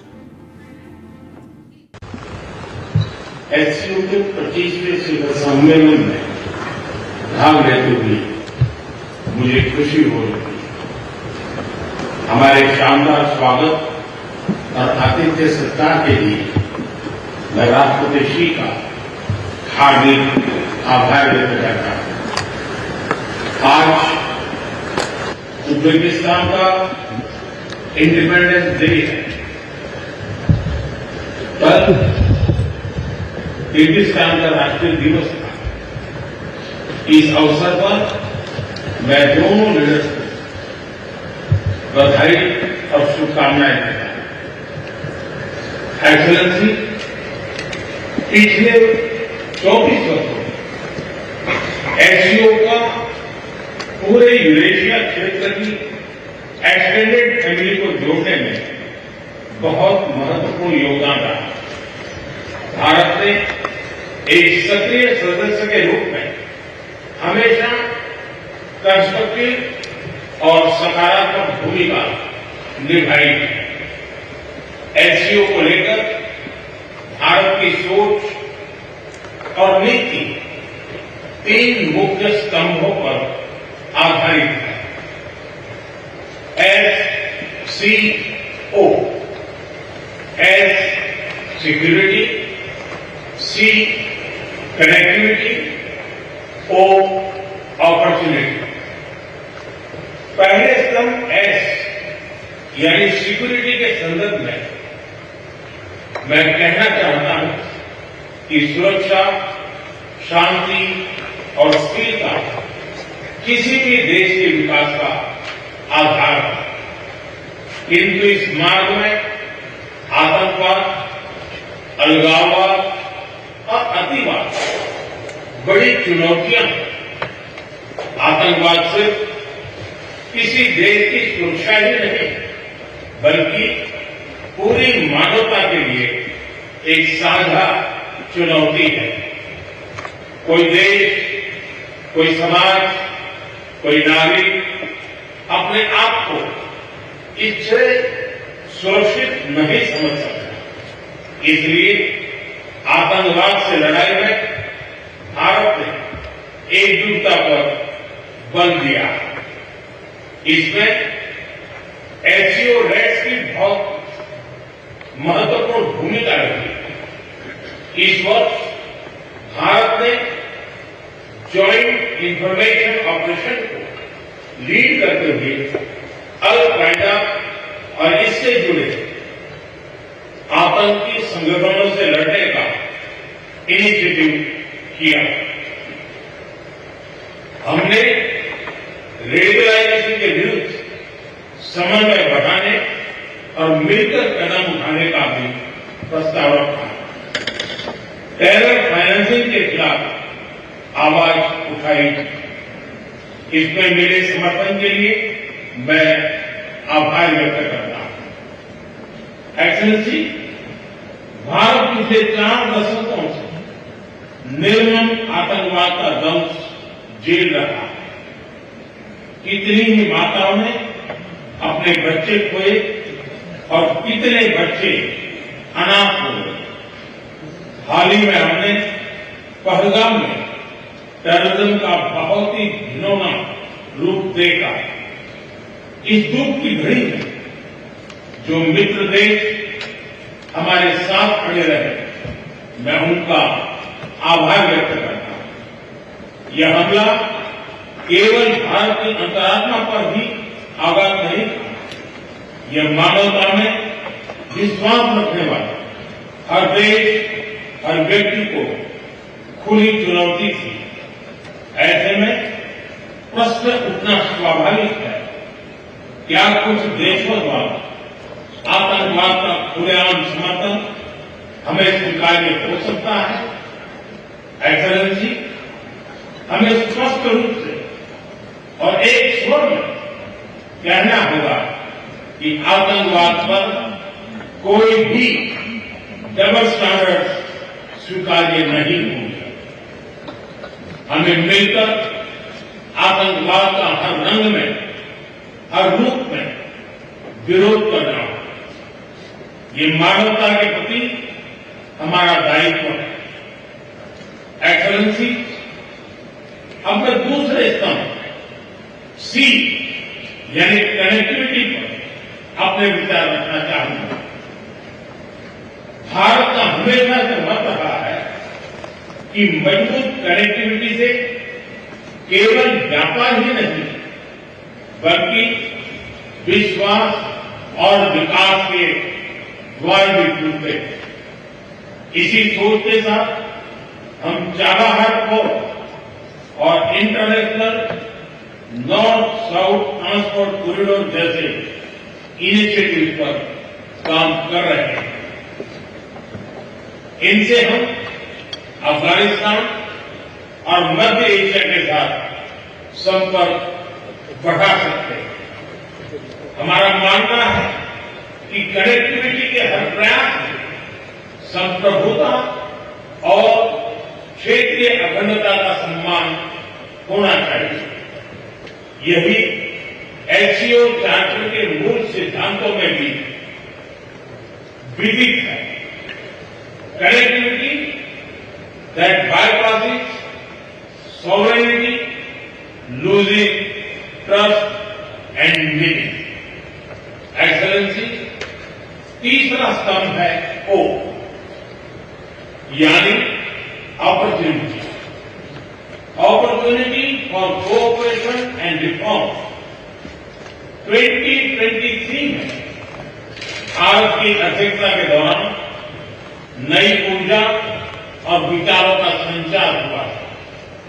Startup और innovation, traditional medicine, youth empowerment, digital inclusion और shared Buddhist heritage जैसे नए विषयों को अपने सहयोग में जोड़ा। हमारा प्रयास था कि एससीओ को सरकारों के परे भी ले जाए। सामान्य मानवी, यंग साइंटिस्ट, स्कॉलर्स और स्टार्टअप को भी आपस में जोड़े। हमारे पीपल टू पीपल टाइम को दृढ़ता देने के लिए मैं आज एक और सुझाव रखना चाहूंगा। एससीओ के अंतर्गत एक सिविलाइजेशन डायलॉग फोरम बनाया जाए। इससे हम अपनी प्राचीन सभ्यताओं, कला, साहित्य और परंपराओं को वैश्विक मंच पर साझा कर सकते हैं।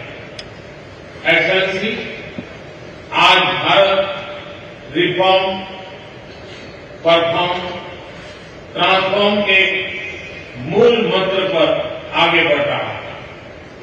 कोविड हो या वैश्विक आर्थिक अस्थिरता, हमने हर चुनौती को अवसर में बदलने का प्रयास किया। हम लगातार वाइड रेंजिंग रिफॉर्म पर काम कर रहे हैं। इस देश में विकास के साथ साथ अंतर्राष्ट्रीय सहयोग के लिए भी नए अवसर खुल रहे हैं। मैं आप सभी को भारत की विकास यात्रा से जुड़ने के लिए आमंत्रित करता हूं। एक्सेलेंसी, यह खुशी की बात है कि एससीओ भी समय के अनुरूप इवॉल्व हो रहा है। ऑर्गेनाइज्ड क्राइम, ड्रग ट्रैफिकिंग और साइबर सिक्योरिटी जैसे समकालीन चुनौतियों से निपटने के लिए 4 नए केंद्र बनाए जा रहे हैं। हम इस रिफॉर्म ओरिएंटेड माइंडसेट का स्वागत करते हैं। वैश्विक संस्थानों में रिफॉर्म के लिए एससीओ सदस्य आपसी सहयोग बढ़ा सकते हैं। संयुक्त राष्ट्र की 80वीं वर्षगांठ के अवसर पर हम एकमत होकर यूएन रिफॉर्म का आह्वान कर सकते हैं। ग्लोबल साउथ की आकांक्षाओं को आउटडेटेड फ्रेमवर्क में कैद रखना भावी पीढ़ियों के प्रति घोर अन्याय है। नई पीढ़ी के बहुरंगी सपनों को हम पुराने जमाने की ब्लैक एंड व्हाइट स्क्रीन पर नहीं दिखा सकते। स्क्रीन बदलनी ही होगी। एससीओ मल्टीलेटरलिज्म और इंक्लूसिव वर्ल्ड ऑर्डर का मार्गदर्शक बन सकता है। मुझे खुशी है कि इस महत्वपूर्ण विषय पर आज एक स्टेटमेंट जारी किया जा रहा है। एक्सेलेंसी, हम सभी पार्टनर्स के साथ समन्वय और सहयोग के साथ आगे बढ़ रहे हैं। मैं एससीओ के अगले अध्यक्ष किर्गिस्तान के राष्ट्रपति और मेरे मित्र प्रेसिडेंट जपारोव को शुभकामनाएं देता हूं। बहुत बहुत धन्यवाद।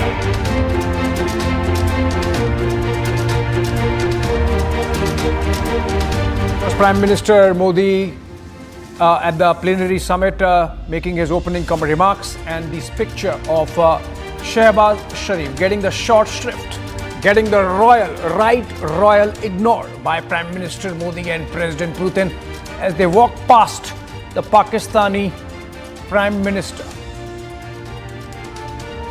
The dud moment at the SCO captured by our team for you, friends. And joining me for this conversation in this hour of the broadcast, the military view being brought to us by General Bakshi sir and General KK Sinha sir.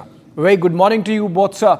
And you heard the Prime Minister make it loud and clear that those who stood with India in our hour of grief are our friends, and those who did not need to introspect whether they even stand with humanity, forget about India. The kind of attack that emanated from Pakistan in Pahalgam, and the need for the world community to come together. I would go to General Bakshi sir first. Sir, in the midst of the ignore that Pakistan is getting at the SCO Summit, you think Prime Minister did the exact right thing by bringing terrorism center stage? He did the absolute right thing. He mentioned it no less than 7 times in his brief address, right? And he said that this is a scourge of mankind, right? And there should be zero tolerance for terror, including cyber terror. There should be no double standards in terror. Trans-border terror is a big threat, and India has been suffering it for decades. Right? And he even elaborated on security, SCO. S for security, C for connectivity, O for opportunity. It presents a great opportunity to rebalance the world order. Right? That is the significance of this SCO and the outreach that India has made towards Russia and China and Japan. And Japan. Don't forget Japan, which the Prime Minister had visited before coming to the SCO. The simple fact is that China has given, $87 billion loan to Pakistan. It has invested billions of dollars in the China-Pakistan economic corridor. 80% of Pakistani weapons are from China. And what does Asim Munir do? Give a, show a thenga to Xi Jinping and go and sit in the lap of Donald Trump, saying, I am now with the mightiest power, I am, which is the enemy of China. So I think the Chinese are not blind, andhe to nahi hai. They clearly understand what Pakistan is up to, and that is why the right royal snub. Yeah. After all, who is this man? This poor man is a butler of Asim Munir. He tells me, makes me Field Marshal, he makes him Field Marshal. Give me Hilal-e-Jurrat, Mahavir Chakra, by the way, for hiding in the Mariam bunker. He gives him. Look, there is something significant churn taking place. Just give me a minute more. I'll just finish. Significant churn taking place. Donald Trump thought that it was a unipolar power movement. He could kick the rest of the world. And the rest of the world had no choice but to come groveling at his feet like Europe. The people he has hurt the most are America's friends. Europe, Japan, South Korea, Taiwan, Canada, Mexico. His friends. And India, he's imposed 50% tariff. There was a strong view in India that this is possibly just a art of the deal negotiating tactic. But he has done it. We thought he would do a volte-face change at the last minute. He was just threatening you, pressurizing you. Sir, the deep state seems to have taken charge. Whether it was Biden, whether it is Donald Trump, they have shown hostility towards India. We thought Donald Trump would change the whole pattern. He has kicked India into the Russia-India triangle. General Bakshi sir, I'm really sorry that I'm interjecting, but this is a very significant development coming out of Tianjin, which I have to bring to the notice of our viewers.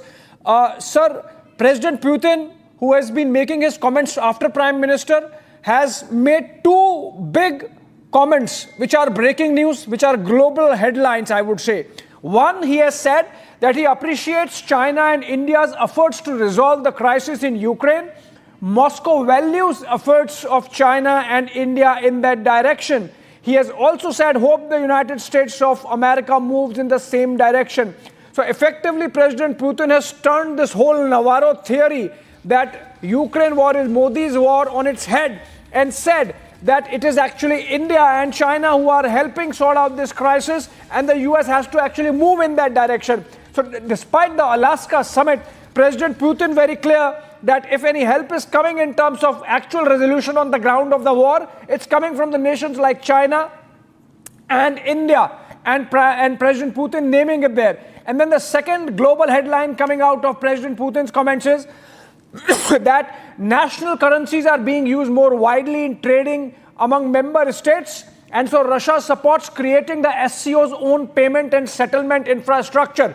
He is still stopping short of calling for de-dollarization. He's saying at least within the SCO member states, local currency trading or currency trading in the national currencies, respective national currencies should be done. Coming back to you, General Bakshi sir, very important, significant news points coming out of President Putin's comments also. Absolutely. You see, one of the prime reasons of going to SCO was to have this crucial meeting not only with Xi Jinping but with Vladimir Putin, tried and tested friend of India. Here was Donald Trump giving a démarche, an order to India. You will not buy oil from Russia, right? You will not buy weapons from Russia. Arey Saab, for God's sake, give us a break. The S-400 has done so fantastically well. The BrahMos has done so well. The Su-30 has done so well. Why should we not buy weapons from Russia or oil from Russia? India has increased the purchase of oil from Russia in the month of September. Because India has shown spine. Donald Trump is bullying. Europe may grovel at your feet. India is an ancient civilization. We will not crawl. We will not bend. We have suffered 250 years of colonial rule. And that era is over. We are not the 51st state of the United States. We are not a colony of the United States that you can order us what to buy from where. We will do it as per our national interest. Yeah. As simple. Forgive us, we are independent. We are an independent state. And because India has shown spine, Japan has also recalled its top negotiator, trade negotiator, back from America. Yeah. Canada has refused to buy F-35s. Refused to buy F-35. But today, please give me half a second more. Today, Navarro has made an astounding statement from the United States. He says purchase of oil from Russia is helping the Brahmins of India. He is, sir, openly interfering in your internal affairs. He is threatening you of regime change like he did in Bangladesh. And he is telling you that I will use the Jatiwad card, the caste card, to break up India. Break up India. That is what he is threatening you. Sir, in Sanskrit, in the Chanakyan dialogue, this is called Shatru Bodh. Yes, sir. We thought he would not really impose the sanctions.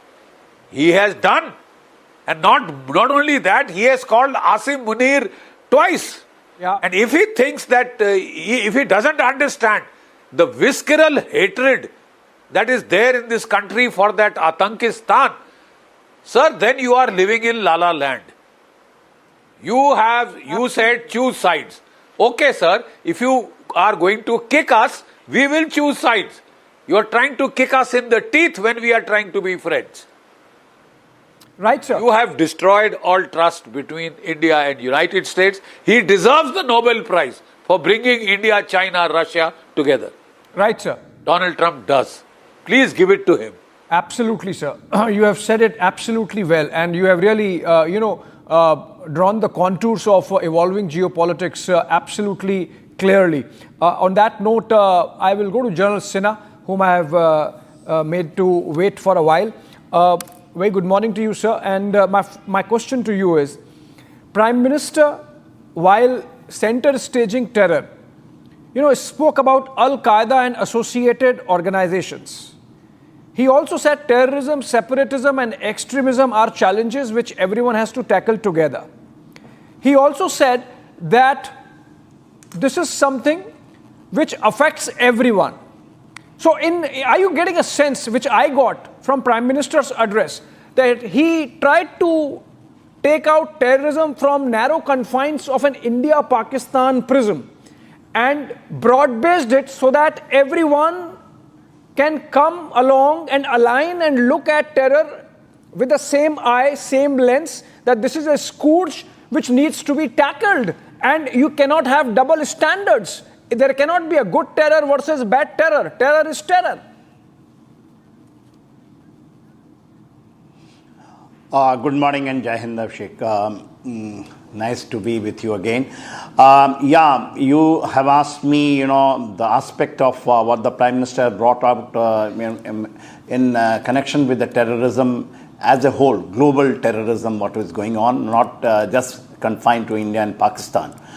The opportunity, and the way he has, chosen to redefine SCO, when he says security, connectivity and opportunity, he started with security. And mind you, few days back in India, there is a, doctrine which India had adopted that any forum, whether it is a bilateral forum or multilateral forum, will start with terrorism and we bring down in the world stage as a global part of it, where the globe is facing it.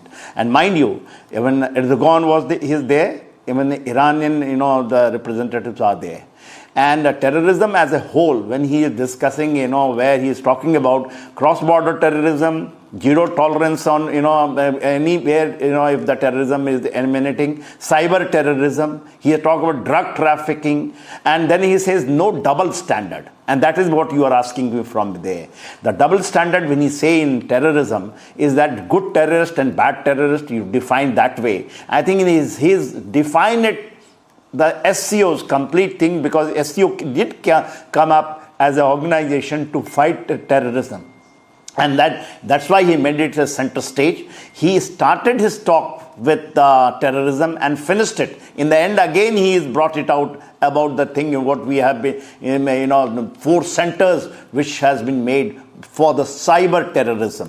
So I think that was the center stage.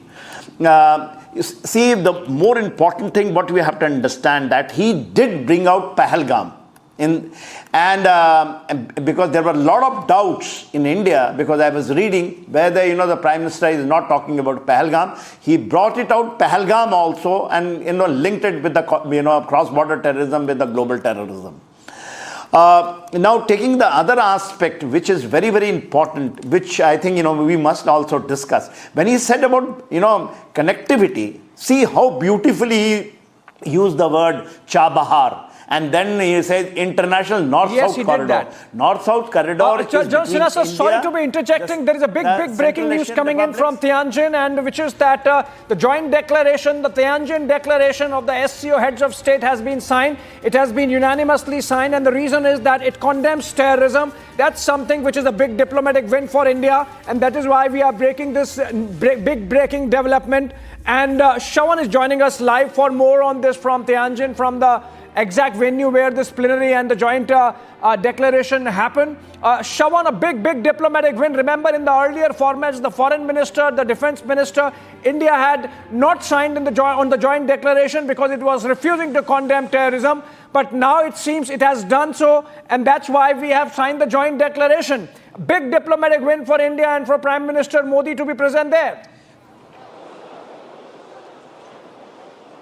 Well, early signs had already come in, and Abhishek, if you remember, this is exactly what we have been reporting over the last 24 hours, that there is a significant change here. And the fact of the matter is that India has been steadfast on its position with regards to combating cross-border terrorism. This was raised during the bilateral too. In fact, a lot of backroom talks have essentially been taking place, pushing the other SCO partners to come on the negotiating table and ensuring that terrorism does find a mention in the joint declaration, the SCO outcome. Now, this is why it has been considered as a big diplomatic win, because as you rightly pointed out, in the past too, Raksha Mantri had refused to sign because he did not make a mention of terrorism. In fact, such has been the influence of India that in fact in the opening remark that was made of the 25th meeting of the heads of the state of the SCO, you've had President Xi once again reiterating that SCO members will have to fight terrorism.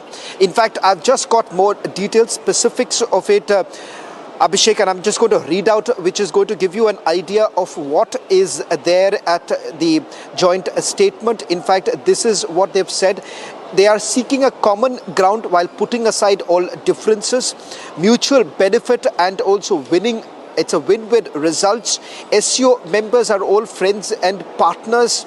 In fact, importantly, as far as the Russian president is concerned, he has actually gone a step ahead now, making it very clear why there is a crisis in Ukraine. He makes a mention of the fact that this is because of the Western attempt to include Ukraine in NATO. That is the reason why there is an ongoing crisis. He has thanked China as well as India with regards to making all efforts to douse the fire. In fact, he also says that he's hoping that the United States of America will also move in that same direction. So that's again another big message coming in. So multiple breaking news now coming in from Tianjin here.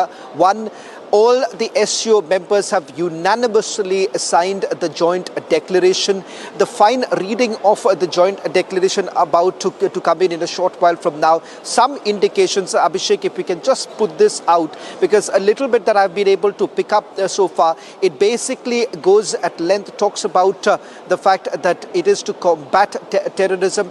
They say it is going to be a win-win situation for all the SCO members. They also talk about that regional differences are to be kept aside. There should be mutual respect among the member nations. And in terms of the way forward, it has largely focused on enhancing the trade cooperation between the SCO members. Now, following this particular meeting that has taken place, there is a SCO Plus meeting that is also going to take place, which is once again going to be chaired by President Xi. I'm given to understand that too has also taken place. So it's about 1 o'clock here in Tianjin, where the meetings are going to conclude. In a short while from now, the bilateral between Russian President Vladimir Putin and Prime Minister Modi is also going to take place. One world, one family finds a mention in the joint declaration too. That's India's position. So clearly, India's stamp on joint declaration is abundantly clear. They are making it very clear here. The member states from the joint declaration. Just hold on to your thoughts. I'm coming to you because there are very significant takeaways coming out of it. I'm just reading the paragraph which talks about terror and how it incorporates all the concerns of India. The member states strongly condemn terrorism in all its form and manifestation. That's the exact language that India wanted incorporated. It stressed that double standards in the fight against against terrorism are unacceptable and call on the international community to combat terrorism, including cross-border movement of terrorists, with the central role of the United Nations by fully implementing the relevant UN Security Council resolution and the UN Global Counter-Terrorism Strategy in accordance with the UN Charter and the principles of international law in order to jointly combat all terrorist organizations. They stress the importance of adopting by consensus a comprehensive convention on international terrorism. Shravan, that's a big one. That's really a big one because it's lock, stock, barrel that India's position on terrorism is getting reflected in the joint declaration signed unanimously by all member states. Also, it reflects India's language on one world, one family, Vasudhaiv Kutumbakam, something which China had objected surprisingly during the G20 summit in 2023 in New Delhi. China, of course, was not represented by Xi Jinping but by Li Keqiang. But now, while in China, in Tianjin, accepting Vasudhaiv Kutumbakam, the thought of one world, one family as something which is an ideal, I think that's a significant diplomatic win for Prime Minister Modi's delegation there in Tianjin. I'm coming back to you, Shravan. I'm also joined in by Major Samar Paltur. Shravan is still there with us. Shravan, are you still there? I can come back to you quickly for one more comment and then go to our guests in the broadcast. Shravan, what more are you hearing about this? Okay, Shravan, what more are you hearing about this? Yes. Abhishek, I'm just holding the declaration here. This is the full declaration. I'm not too sure if you've got the copy. I'm unable to send it across because there is some copy, internet. But you go ahead, read the operative paras from this. This is the full. Okay, so then if you have it, then I'm just going to step aside and just read out of it. Number one, it basically talks about profound changes, historical changes that have been affecting all spheres of political, socio-economic aspects. Now, the key highlights are the following. Number one, it is with regards to the terrorism aspect that has been spoken about. Now, they say that the member states have strongly condemned the terrorist attack of Pahalgam on 22nd of April. They expressed their deepest sympathy, condolences to the families of the dead. They further stated that perpetrators, organizers and sponsors of such attacks must be brought to justice. The member states, while reaffirming their firm commitment to fight against terrorism, separatism and extremism, stress to the inadmissibility of attempts to use terrorist, separatist and extremist groups for mercenary purposes. They recognize the leading role of sovereign states and their competent authorities in countering terrorist and extremist threats. Member states strongly condemn terrorism in all its forms and manifestations, stress that double standards in the fight against terrorism are unacceptable, and call on the international community to combat terrorism, including cross-border movement of terrorists. Recognized India's initiatives. The declaration echoes the theme of one earth, one family, one future. Member states have also welcomed the results of the 5th SCO Startup Forum. Then it goes on to the other aspects of it. But there is a large focus, as I've been reporting over the last 24 hours, that there is a strong push that has been made by India. It finds a clear reflection on multiple aspects, right from the fact that the president of China has reiterated in its opening remarks. That has now found a mention in the declaration, something that India has been steering. This entire conversation, it seems, have now been steered by India, and it has undoubtedly been a very, very successful SCO summit for India. Okay, Shravan, just stay with us because there are a tremendous amount of news points coming out of this statement, including the mention of Pahalgam terror attack. Member states strongly condemn terrorist attack in Pahalgam on April 22, 2025. We are going to focus on that even as we build up to the next big meeting taking place in Tianjin, which is between Prime Minister Modi and President Putin of Russia. Samar Partul, Major Samar Partul tour continues to be with us. And Shravan, you stay with us. We take a quick short break and coming back on the other side with more on this.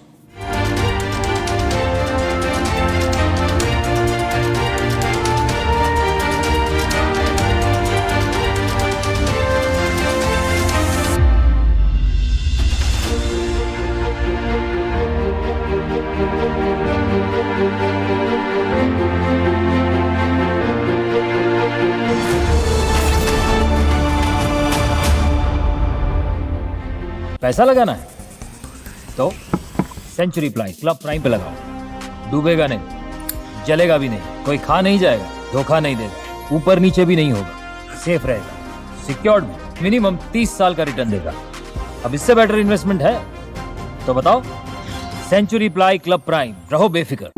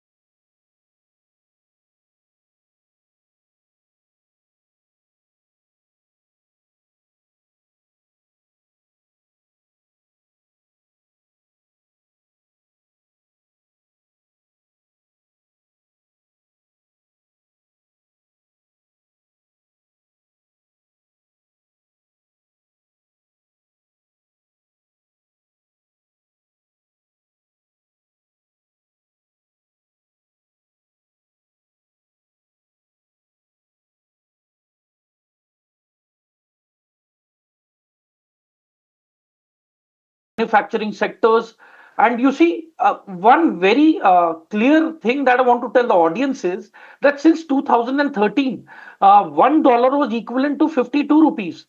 And now, at that time, the Indian economy was, between 7th to the 10th. But now that we are coming up to be the 4th largest economy in the world, it is now 84 rupees, equivalent to $1.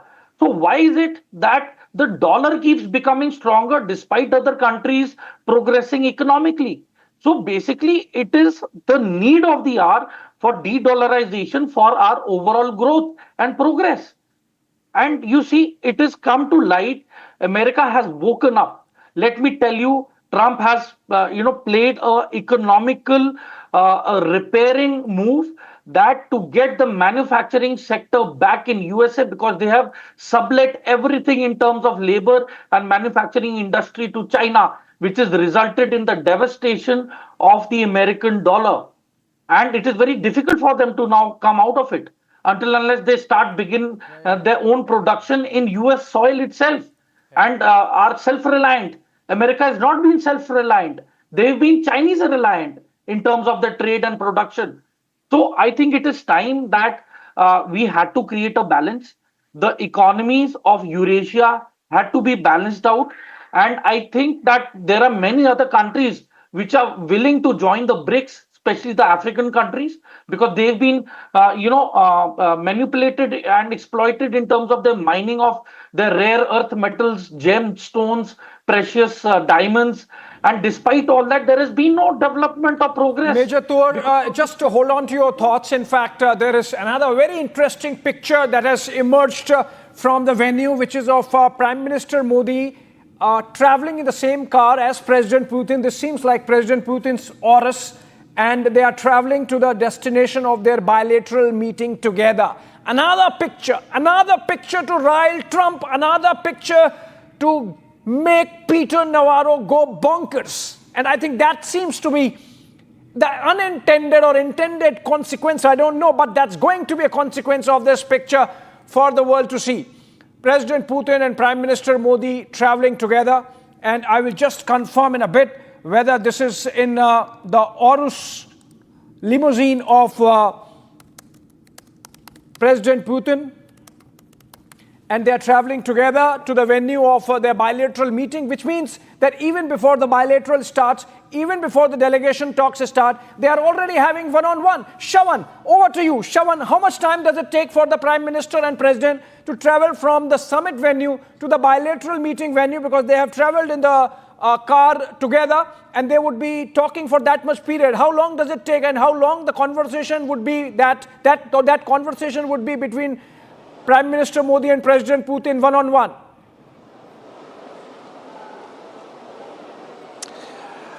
Well, in fact, the bilateral will be taking place at where Russian President Vladimir Putin is staying. That's the Ritz-Carlton.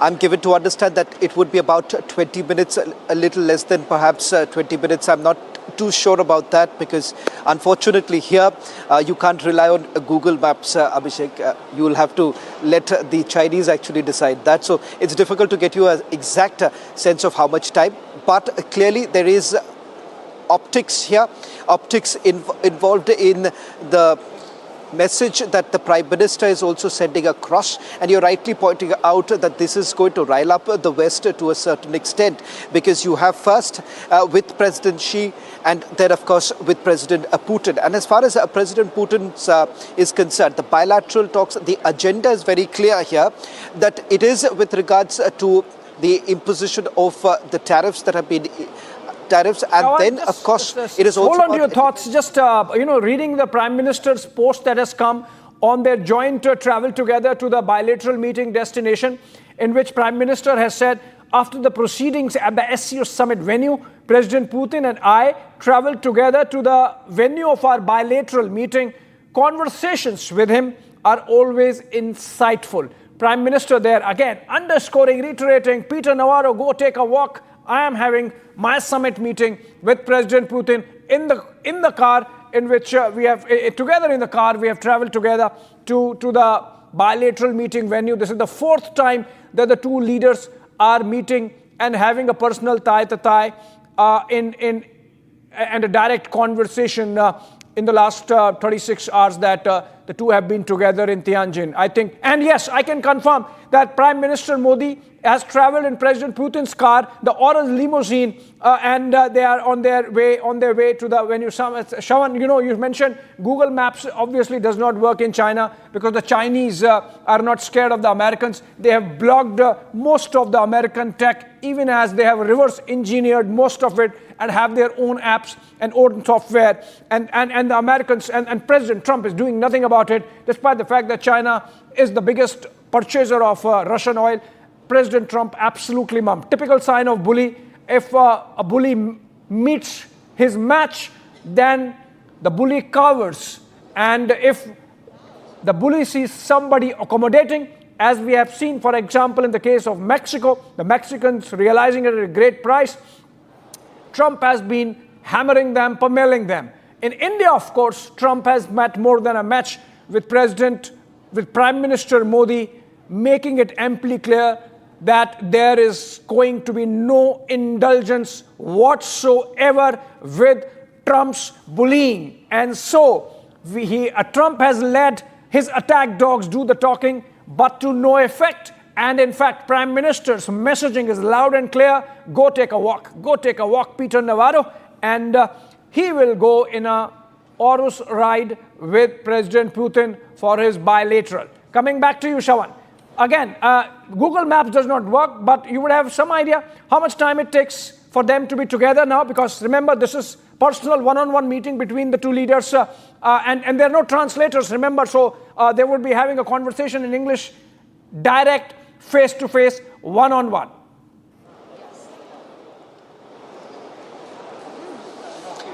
Well, roughly about 20 minutes is what I pick up from the location, the two location, that is the Tianjin Convention Center, where the meeting was taking place, and from there Ritz-Carlton is where President Putin is staying. So that's the venue of the bilateral. So it'd be roughly about 20 minutes. The pattern is very clear here, bringing in the personal equation of President Putin and Prime Minister Modi. And if you have seen in the past the relationship that both the leaders have shared, and the picture, if you can, I don't know whether we have that picture right now or not. This was the picture that was clicked when Prime Minister Modi reached at the venue of the SCO meet, and there was a warm hug that was shared between President Putin and Prime Minister Modi. And President Putin was all smiles, and in fact the Prime Minister, what we were told, was actually called him his dearest friend. Now that picture came out earlier today.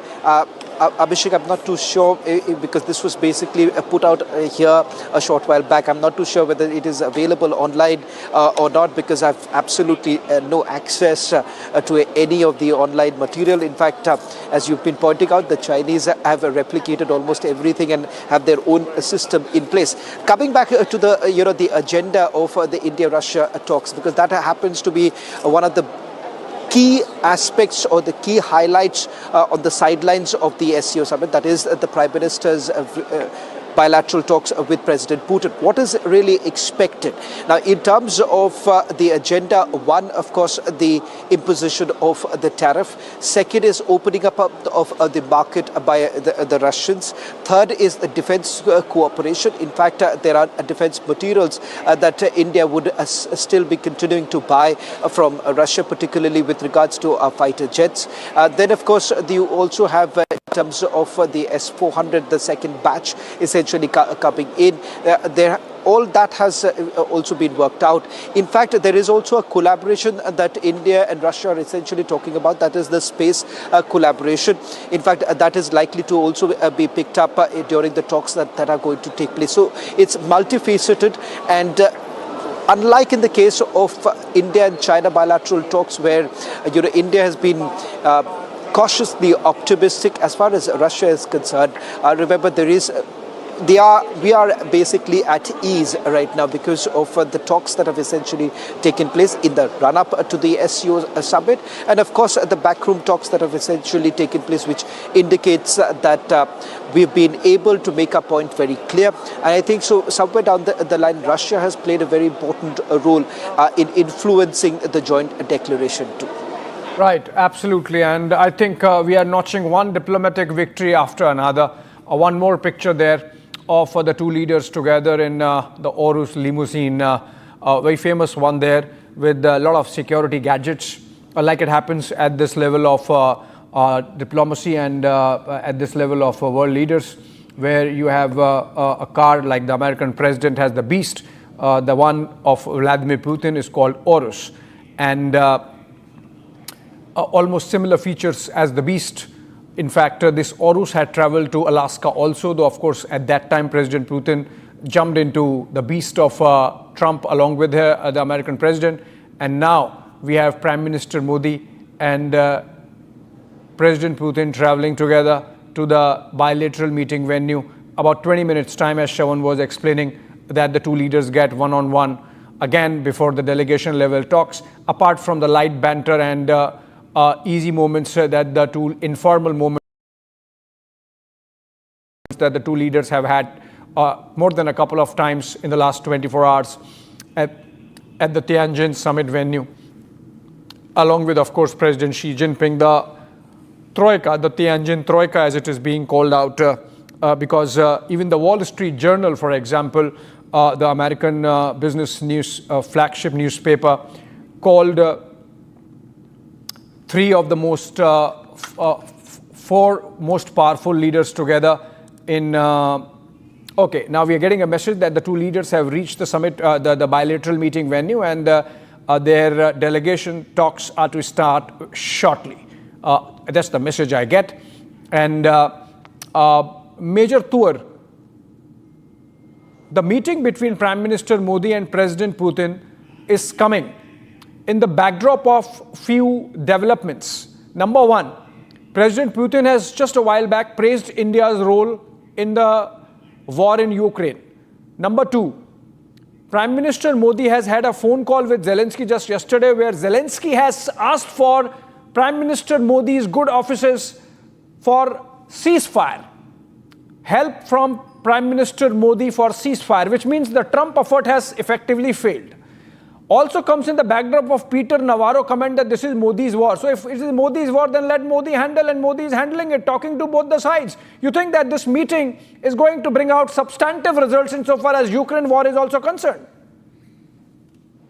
See, Abhishek, we should recall the Zelensky visit to USA, where he was actually humiliated by the American press. He was suppressed by J.D. Vance. He was humiliated by President Trump. And that is not how you treat a head of the state. And probably, I'm very sure that Zelensky has made his calculations. And you see, President Putin has questioned the power of Zelensky. Even if they sign a peace accord, they say that what power or position does Zelensky hold in his own parliament in Ukraine to sign the documents, and if the peace treaty is going to remain. So I definitely feel that yes, the paradigm shift has moved from the West now towards India, and Prime Minister Modi is going to be a very big anchor in terms of Zelensky and Putin to get both of them on the talking table and get an amicable exchange of territories and settlement, where both the parties can accept and exchange few territories for a peaceful future. So, because as far as, the US is concerned, they are business minded. They have said that whatever billions of dollars of weapon systems that they've given, they want rare earth metals in return from Ukraine. So that is what Ukraine does not want to be in a lifelong debt with the US. So that is one of the major reasons why it is now moving and coming towards India to broker a peace deal. Number one. Number two, why India is so close to Putin at the moment? We require the Su-57. We need the upgraded S-400 and the S-500. Yeah. We need the Russian technology. The Russians have said that they are opening up the Russian market for Indian goods if the tariffs are going to hamper our exports to other nations because of the tariffs. Yeah. So definitely it is going to be all because of the tariff wars and for the internal and overall security of India that we need to weigh our odds and select the right side which is going to benefit India in a long run. Abhishek. Absolutely. Major Thor, you have given a right perspective, given the right perspective, in fact, on how things pan out and why this relationship between India and Russia, between Prime Minister Modi and President Putin is independent of all other permutations, combinations, alignments that India has built over the decades. Because this is enduring, this is historical, this is long-standing and needs to be nurtured. And Prime Minister Modi, remember, Prime Minister Modi is perhaps the first Prime Minister of India post-independence who comes from outside the Nehruvian establishment. And for him to continue the Russia relationship and to upgrade it in the manner that he has is a commentary on the astuteness that Narendra Modi brought to foreign policy, despite not having experience as he was charged with when he became Prime Minister in 2014. I think that's a very significant role Prime Minister Modi has, or contribution that Prime Minister Modi has made to India's foreign policy continuity in his engagement with President Putin and his engagement with Russia, to the extent of annoying the American establishment and to make Washington DC squirm and in fact lose its mind the way it has under Trump, unfortunately. Moving on, and Kritarth Patnaik joins us in the newsroom. Shravan continues to be with us from Tianjin, and I would want to also play out President Putin's comments, because now we have English subtitles and English translation of that also whenever we can, Aditi. But going to Shravan for that time, Shravan, we are told that the delegations are in place and that the meeting has started between the two leaders. So now, and we are told that 45 minutes are granted, or allotted rather, for this meeting, after which, of course, Prime Minister Modi would be immediately heading to the airport and wheels up for New Delhi. 45 minutes of India-Russia talks. The closely watched meeting, perhaps the second most closely watched meeting of the Tianjin SCO Summit taking place now. Shravan, you are a little far from there because I think it's a separate venue than the summit venue. But your sense, you would have engaged with our diplomatic team before the meeting started. I'm told General Gigi Dwindling is also joining us live in the broadcast. If you can show him. But a brief comment from Shravan first before we play President Putin bite on his take on the SCO Summit. Shravan, over to you. Well, it's bound to grab a global headline once again, because remember, the first bilateral that India had was with China, and it became the dominating headline, emanating from that particular meeting was some major takeaways. Now, of course, today's highlight would certainly be the bilateral with Russia. The reason being, right now, you have Russia and India essentially laying out the roadmap, something that would influence the other partners too. Now, as far as Russia and India are concerned, in terms of the agenda, it's chalked out very clearly. What I've been able to pick up, speaking to the members of the delegation, are the following. One, in terms of clarity with regards to how exactly does India really deal with the tariffs that have been imposed. From President Putin's side, there would be an elaboration of the Alaska meeting, something that he has done with the Chinese president. He would essentially be doing the same with Prime Minister Modi. In fact, there was a brief conversation that happened over telephone. But having said that, part of the Russian agenda is to let India know about the reasons of the ongoing crisis, as Russia basically calls it. once again reiterating the fact that this is an attempt that has been made by the West to try and influence Ukraine to join NATO. That is the reason why it still continues. As far as India is concerned, the response is very clear that they're essentially pushing for a dialogue between Russia and Ukraine. Now, what is important to point out here, specifically talking about issues containing issues affecting in India, that would certainly be about trade and commerce. Now, there were certain discussions that have actually happened between a direct line, that's the economic prosperity line that we've been talking about between Russia and India, and that has been an ongoing project which is also going to be taken up once again.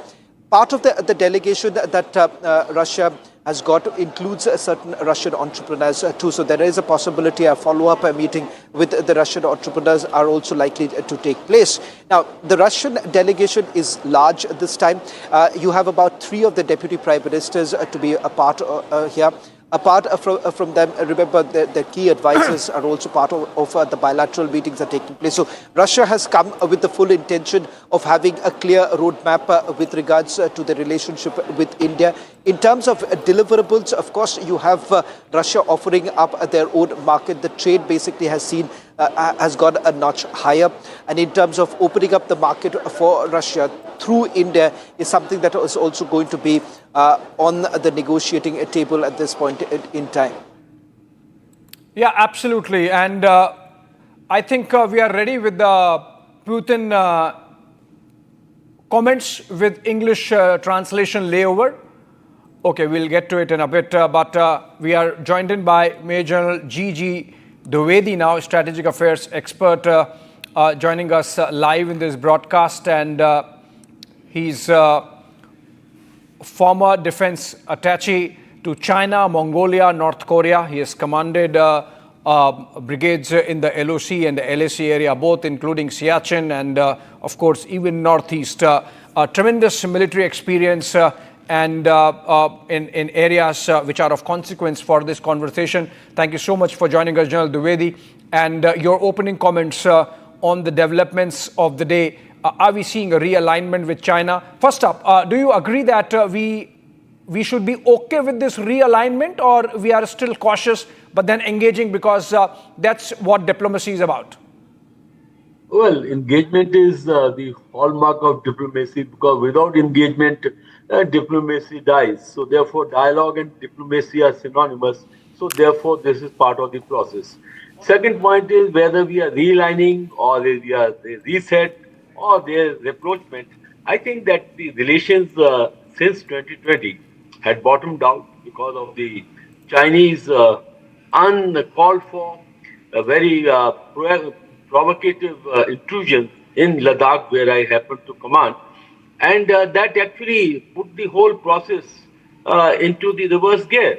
And especially it so happened when there were 2 very important meetings between Prime Minister Modi and President Xi Jinping at Wuhan in 2018 and thereafter Mamallapuram in 2019.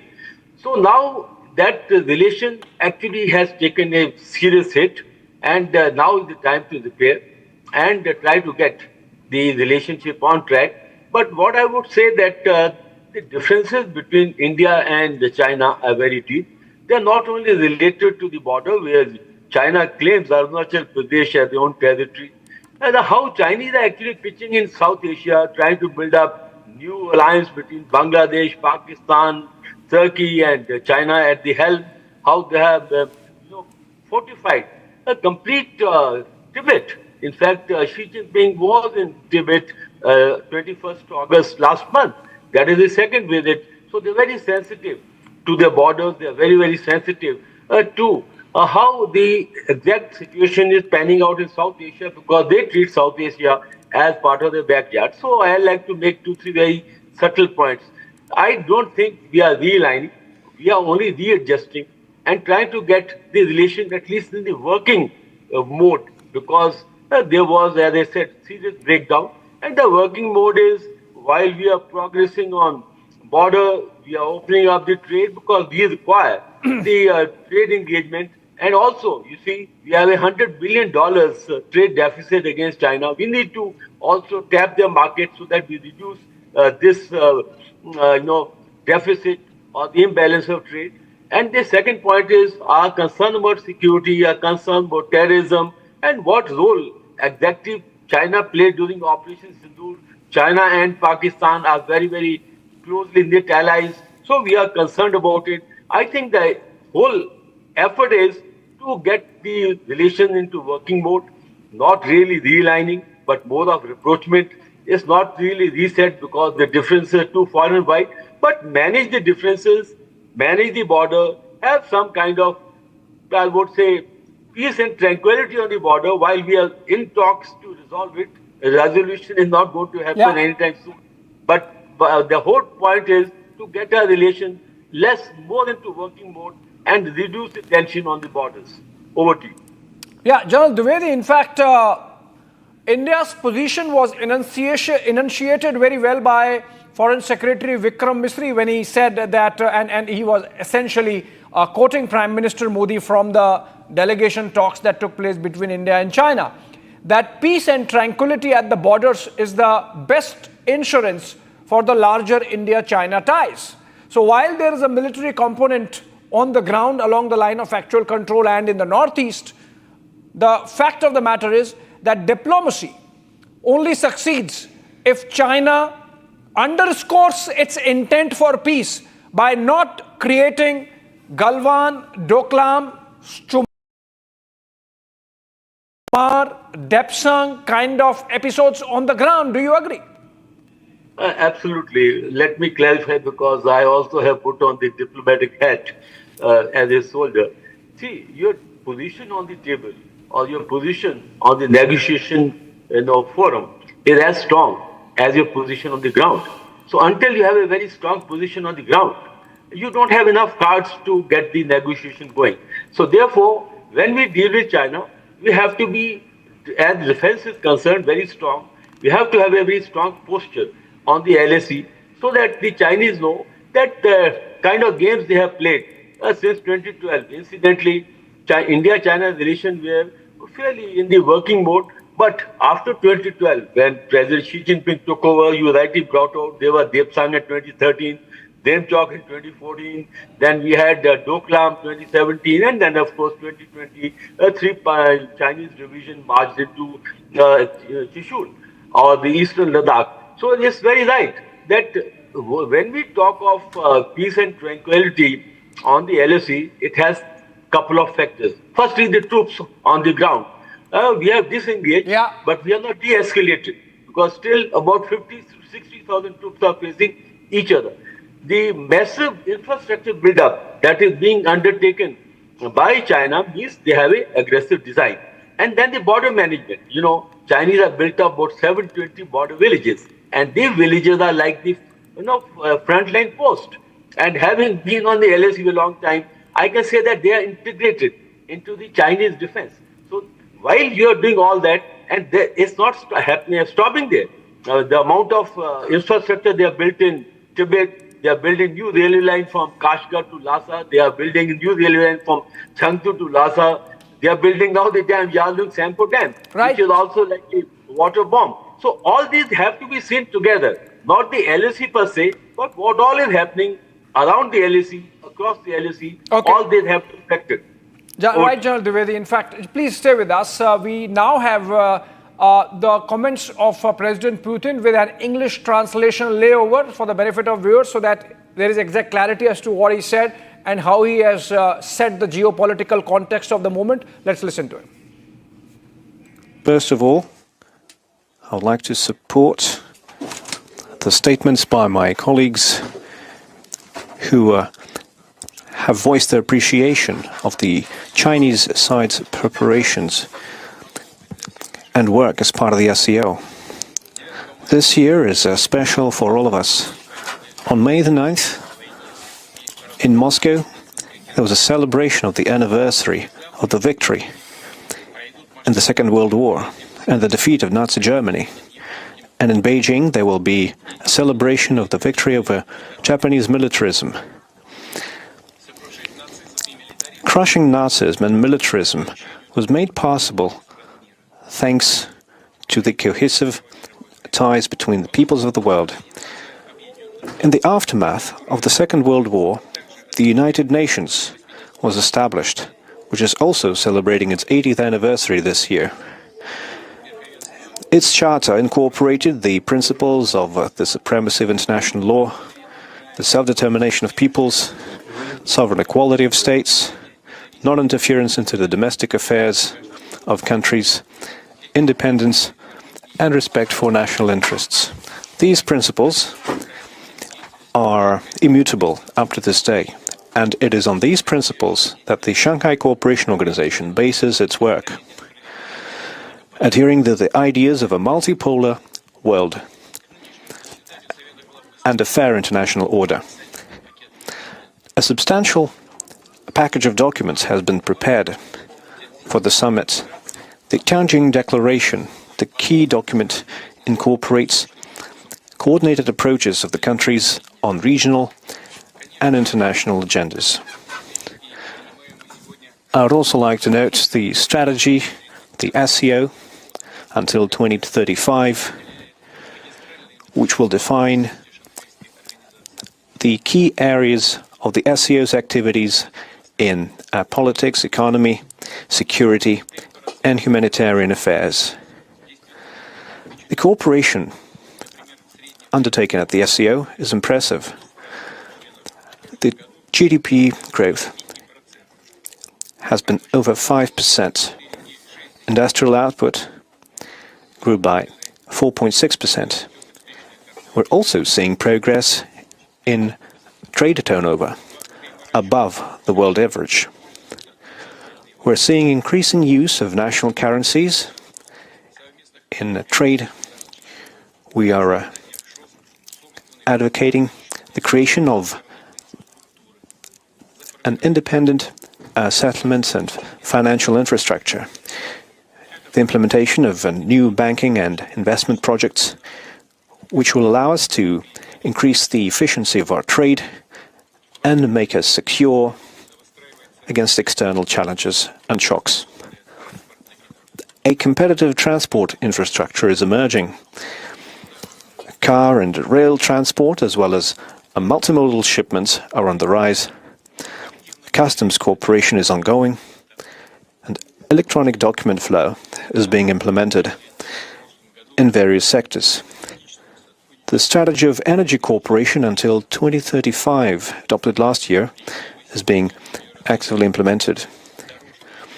The roadmap, adopted as part of the strategy, will ensure coordinated and balanced activities in the energy sector across the SCO space. As many of my colleagues have already noted, our ties in science and education are developing too, as well as in healthcare, environmental protection, sports and youth initiatives. The SCO University.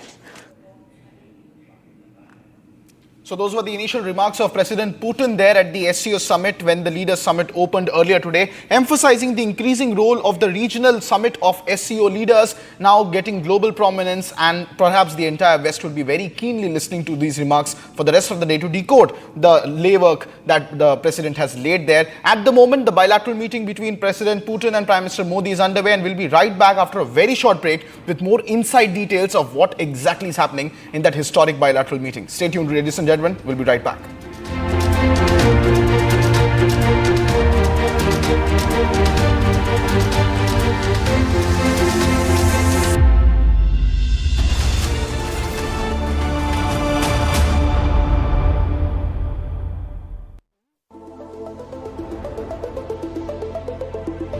What makes you a legend? Maybe that you're followed by everyone. Maybe that you follow no one. Maybe both. 10 years of Creta. Legend forever. I choose a world where we dream, and the limit is the sky. And this world is my home where I'm living my best. Mindfully crafted home decor fabrics.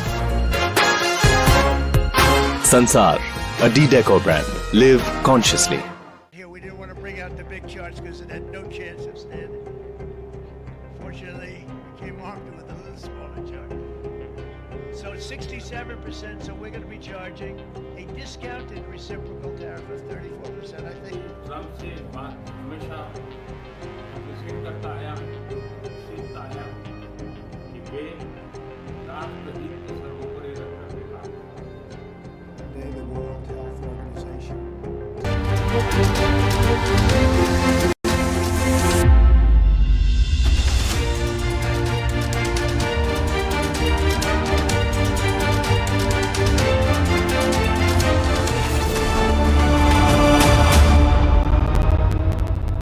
इसको घर पे लगाओगे तो शादी का तो पता नहीं, और घर पक्का नहीं टूटेगा। रुंगटा नहीं तो घर स्ट्रॉन्ग नहीं। रुंगटा स्टील TMT बार एकदम सॉलिड। पहाड़ों पे हाइकिंग शिप भी बन सकती है।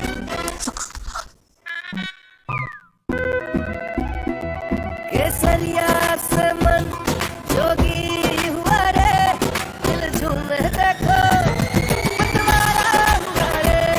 केसरिया से मन जोगी हुआ। हर पल मनाओ केसरी त्योहार।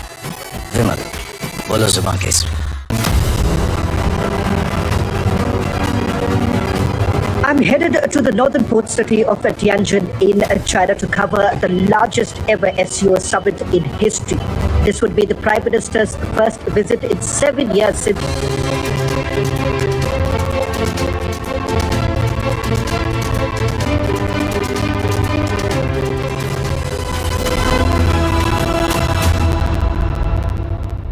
I choose a world where we dream, and the limit is the sky. And this world is my home where I'm living my best. Mindfully crafted home decor fabrics. Sansar, a decor brand. Live consciously. केसरिया से मन जोगी हुआ रे, दिल झूम देखो पतवारा हुआ रे। केसरिया से मन जोगी हुआ। हर पल मनाओ केसरी त्योहार। विमल बोलो जुबान Kesari.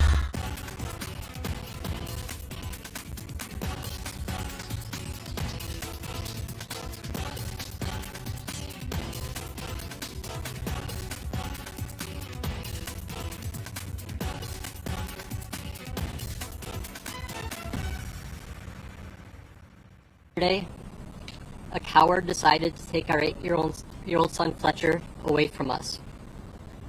Because of their actions, we will never be allowed to hold him, talk to him, play with him, and watch him grow into the wonderful young man he was on the path to becoming. Justice for Ralph! Justice for Ralph! Justice for Ralph!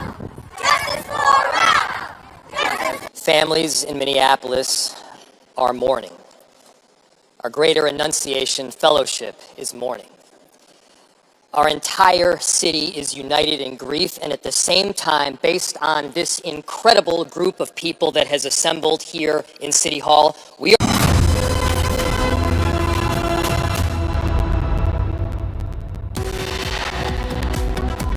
आतंकवाद से लड़ाई में भारत ने एकजुटता पर बल दिया। इसमें एससीओ डेस्क की बहुत महत्वपूर्ण भूमिका रही।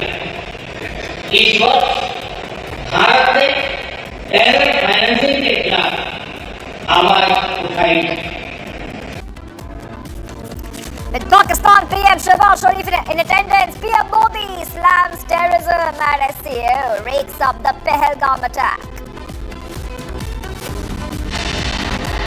Excellency, हमें स्पष्ट रूप से और एक स्वर में कहना होगा कि आतंकवाद पर कोई भी डबल स्टैंडर्ड स्वीकार्य नहीं होंगे।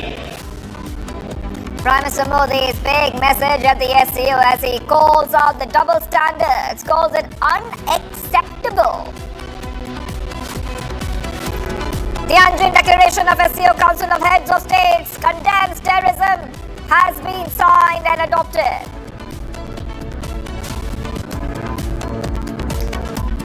And that is the most defining moment of the year 2025. Tianjin Triad handshake. 3 super leaders of the world share their candid moments.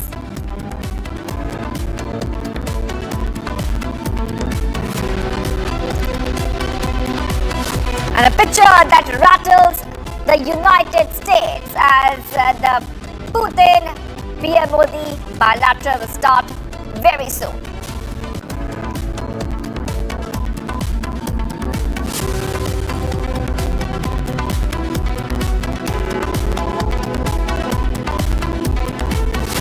And Prime Minister Modi shares laughter with Putin in China while snubbing Shehbaz Sharif.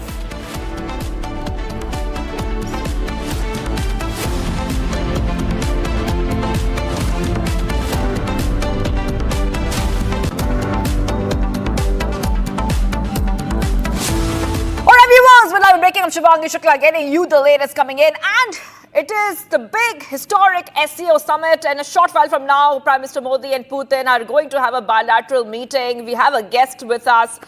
We have with us Major Tur, we have Major General Gigi Dwivedi, and we have Professor Brahma Chilani, all three of our guests joining us. And very soon I'll be joined by our Senior Executive Editor Abhishek Kapoor in a short while from now. I just want to go across to our first guest for today, Professor Brahma Chilani, who's joining us right now on Republic TV. And Professor, as we wait, now that the big focus is right now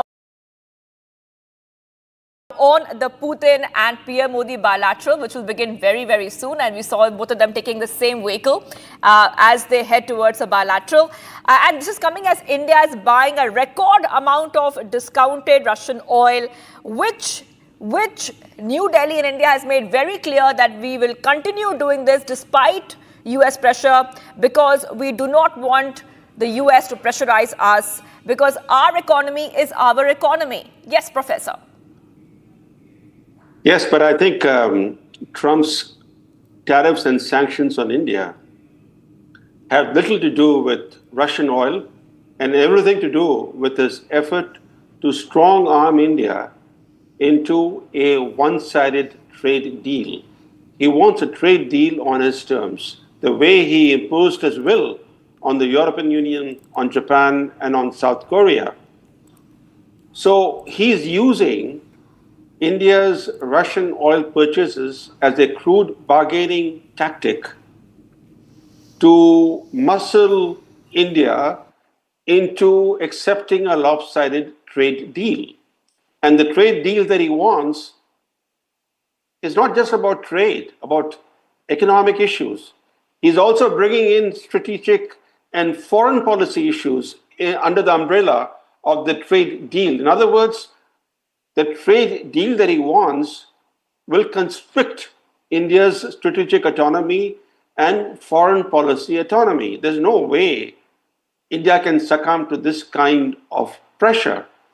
If his sanctions and tariffs had anything to do with Russian oil, he wouldn't have singled out India with such actions.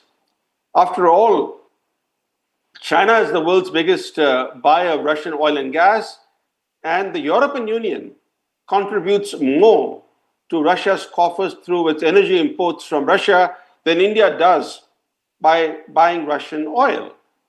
So what Trump is doing, he's basically using naked coercion to make India accept the deal that he wants. But he doesn't understand India. India may be open to persuasion, but it cannot be bullied into accepting a trade deal on Trump's terms. Those US presidents in the past who have tried to bully India, like Nixon did, or even more recently when Joe Biden tried to do that after the Russian invasion of Ukraine, the Biden administration tried to bully India by threatening India openly in public that if India does not take a side in the Ukraine war, if it stays neutral, the costs and consequences for India would be, quote unquote, strong and long term. Now, that kind of bullying attempt only only reinforced India's determination to stay neutral in the Ukraine conflict. Trump is mistaken that he can bully India into submission. No, he has unleashed three attack dogs. One is Peter Navarro, his trade advisor. Another is the Treasury Secretary Scott Bessent. And the third guy is Trump's top economic advisor, Kevin Hassett. These three are taking turns to attack India almost daily, not realizing that what they're doing is only hardening India's resolve. Mr. Chelani, I just saw a post from US Embassy in India. This is about 6 minutes back. And it says the partnership between the United States and India continues to reach new heights, a defining relationship of the 21st century. This month, we are spotlighting the people, progress, and possibilities driving us forward. Now, this seems like templated, at the bureaucratic level, trying to continue with the set agendas. But is it really the defining relationship of 21st century at the moment? And is it really, trying to reach new heights or plumbing new depths? Well, the US Embassy in New Delhi is putting up a brave face by using old language. But the US-India relationship being a defining partnership of the 21st century is a phrase that two successive US administrations have used to describe the special relationship with India. It was the Trump first term administration that used that phrase for the first time, and Joe Biden administration continued with that phraseology. In fact, Trump's first term was the best period in US-India relations.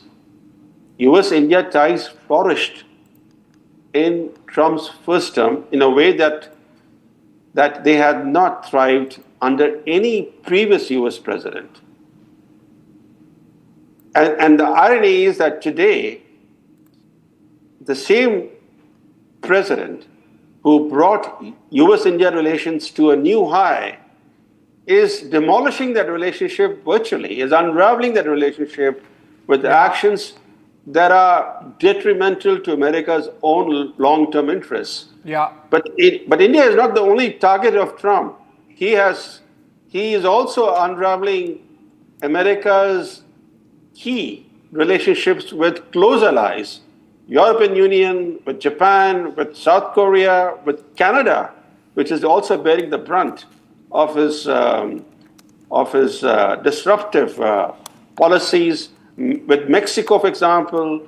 So what Trump is doing is he has turned disruption into his governing creed. Mr. Chelani, in fact, there is a post coming in from Donald Trump where he seems to be wishing good night, which means he's effectively trying to project a picture, rather, that he's unaffected, that he's not watching these pictures coming out of Tianjin in China. I think even as the US Embassy in New Delhi giving an impression of FOMO, fear of missing out. That's why, so between FOMO and JOMO, which sentiment is American sentiment really is my question. Samarpal Toor, if you can come in there. The Americans were with the notion of selling the F-35s. They were with the notion that the Indian weapons inventory would become Americanized. And then ultimately they faltered where they thought that India will take orders from the Americans. So basically this is backfired, and the maximum advantage that anyone can possibly take, my enemy's enemy is my friend. That is exactly what Russia and China are doing right now, that we see unfold right now in front of our eyes. And I am telling you that China and Russia are going to go to all depths to convince and agree with India as much as possible to keep US away, because the only reason why Americans see India as an important strategic country is because of the Quad.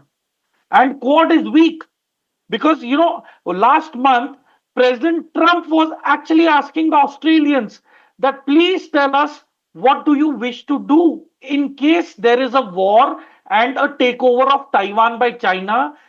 President Trump was asking the Australians, please tell us what would your role be? Because since World War II, the Australians have not participated in any war. So Americans themselves are very doubtful. They have lost the grip in Asia. Pakistan has come out to be a failed state. And see, the key issues, Abhishek, we are not addressing. For example, the weaponizing of Pakistan by China, that should be called out in this summit. Yeah, that the weapon system should not be given to Pakistan. In fact, Major Tour, just putting on air the poster of real Donald Trump. That's real, actually. Good night. I mean, that's typical Trumpist way of saying, oh, I don't care about what's happening in Tianjin, even if Peter Navarro is losing his sleep and losing his mind. And even Trump, perhaps, obviously is... watching these developments rather closely, that American president does, but he's trying to present a picture of nonchalance. In the case of the US Embassy here in New Delhi, it's FOMO of fear of missing out. In the case of Donald Trump, it seems like FOMO means fun of missing out. And that's why he's saying good night. I mean, we are trying to sort of connect the dots. Maybe they are not, but in geopolitics, at that level, every message has a deeper meaning. It's not every day that President Trump wishes good night. So I think he will sleep over the developments of Tianjin, even as Prime Minister Modi and President Putin are now locked in a dialogue. And it's just to underscore how seriously the Russians are taking it. President Putin is accompanied by his foreign minister Lavrov, his press secretary Peskov, and his chief of staff Yuri Ushakov. And these are really powerful people, part of the Putin team, who are accompanying the president in the talks that are taking place between the two leaders, President Putin and Prime Minister Modi, even as Donald Trump goes to sleep and wishes good night. So I think these are all connected, actually, in some ways. The American embassy, of course, is trying to do a salvage operation, I would say. Mr. Chelani, you seem to be agreeing with that. Even as President Trump tries to present a picture of nonchalance, the embassy here is doing its job. They are trying to salvage the relationship or whatever is left of it. Well, this is what an embassy is supposed to do. An embassy is supposed to underpin a relationship with the host country by continuing to harp on the positive elements. No embassy of any country seeks to do anything that would undermine the relationship with the host country. The fact is that what Trump is doing is counterproductive to America's own interests.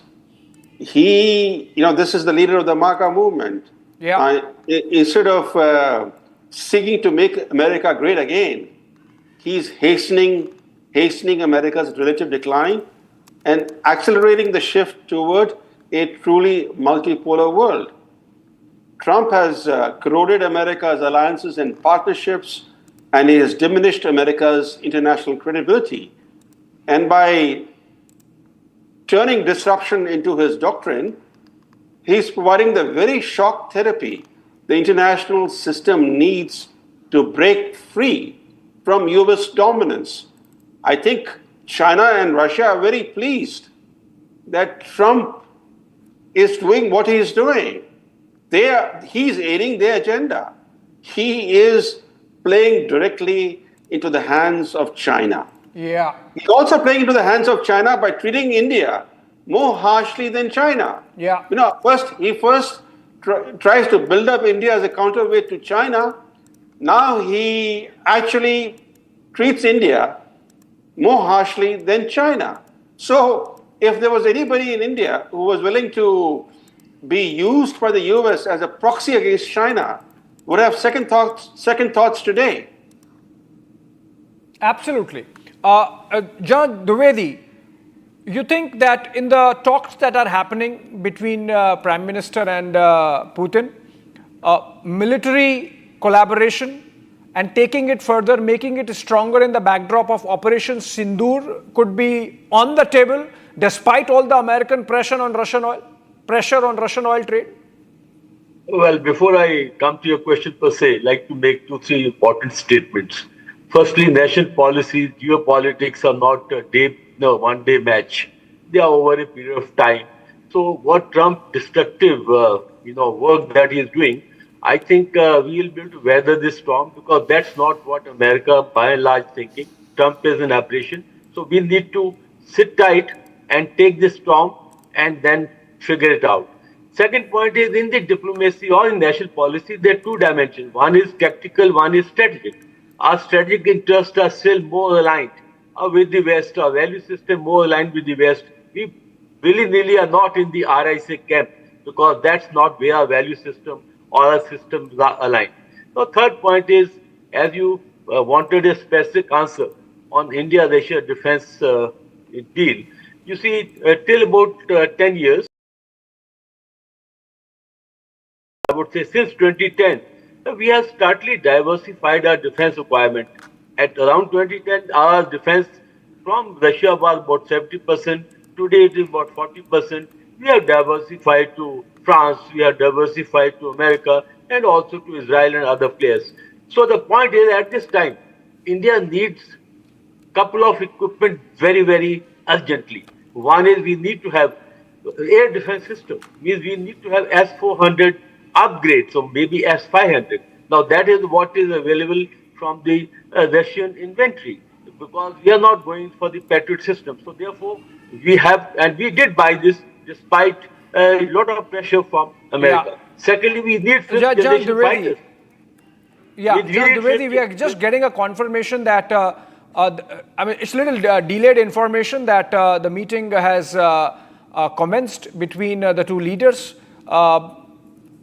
This is with a time lag of about 10 minutes, which means we are already into the meeting, where the delegations were already in place. The two leaders traveled together in the same vehicle to reach the venue. We saw those pictures from earlier. There is a bit of a sad development also showing in the tickers, that of the earthquake in Afghanistan, which has led to loss of life. It seems like it is getting bigger. About 622 or more people are reported dead. It was an earthquake in the morning on the Richter scale of 6+, and that's a big earthquake in a mountainous region like Afghanistan and has consequences. So we will, once this summit meetings are over, we will focus our attention on that also. But coming back to the conversation we were having, General Dwindling, this is the code graphics of Peter Navarro's comments on Prime Minister Modi and the whole thing about Brahmins. Peter Navarro essentially confusing between Brahmins and the Boston Brahmins, as the Americans understand, because the business houses that America accuses of profiteering from Russian trade, none of them are owned by Brahmins. Some of them by actually OBCs, some of them by Jains, some of them by the Bania community, but none of them by Brahmins. Brahmachalani, you think Peter Navarro has really got it wrong, mixed up, everything getting wrong on India? And this comment on Brahmins profiteering is just emblematic of that misunderstanding or lack of understanding that Trump and his team have of India. Abhishek, I don't think we should take Peter Navarro too seriously.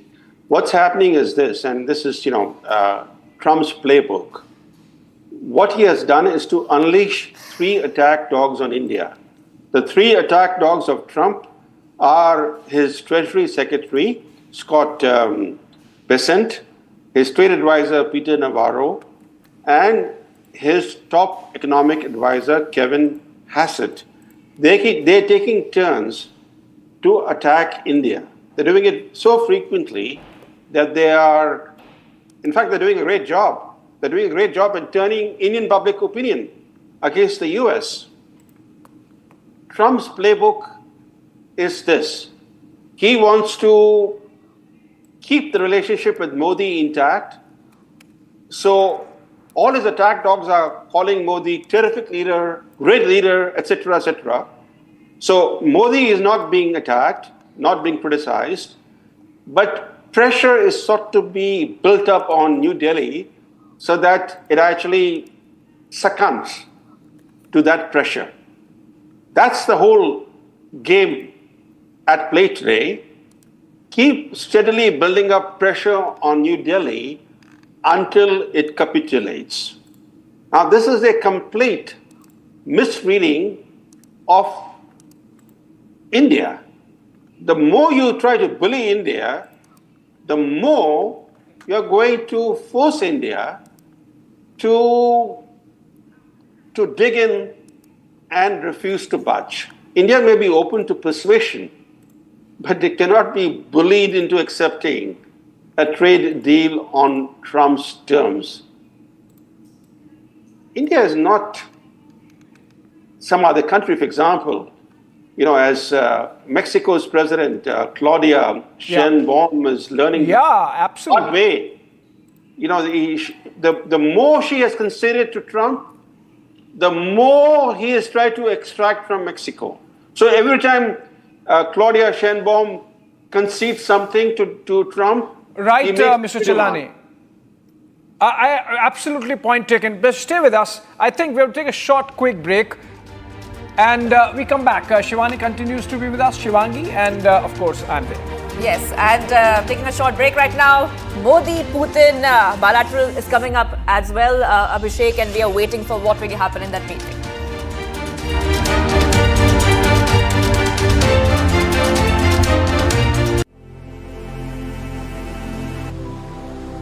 Being a legend means reaching a point where no one else has. To give others a dream worth chasing.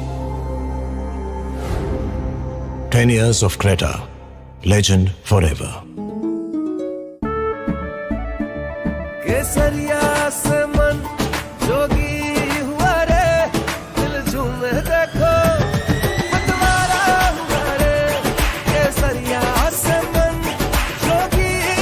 हर पल मनाओ केसरी त्योहार विमल बोलो जुबान Kesari Here we didn't want to bring out the big charts because it had no chance of standing. Fortunately, we came armed with a little smaller chart. So it's 67%, so we're going to be charging a discounted reciprocal tariff of 34%, I think. Trump से बात हमेशा visit करता आया सीखता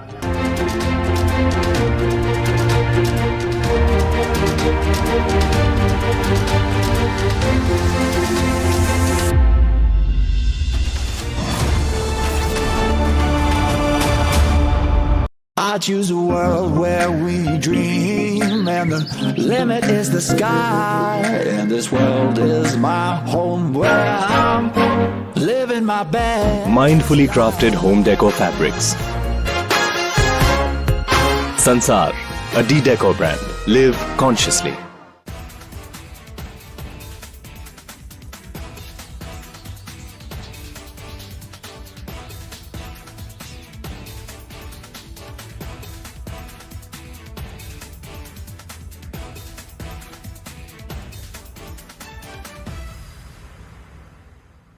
Here we didn't want to bring out the big charts because it had no chance of standing.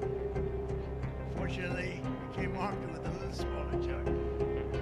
So it's 67%, so we're going to be charging a discounted reciprocal tariff of 34%, I think. Trump से बात हमेशा visit करता आया सीखता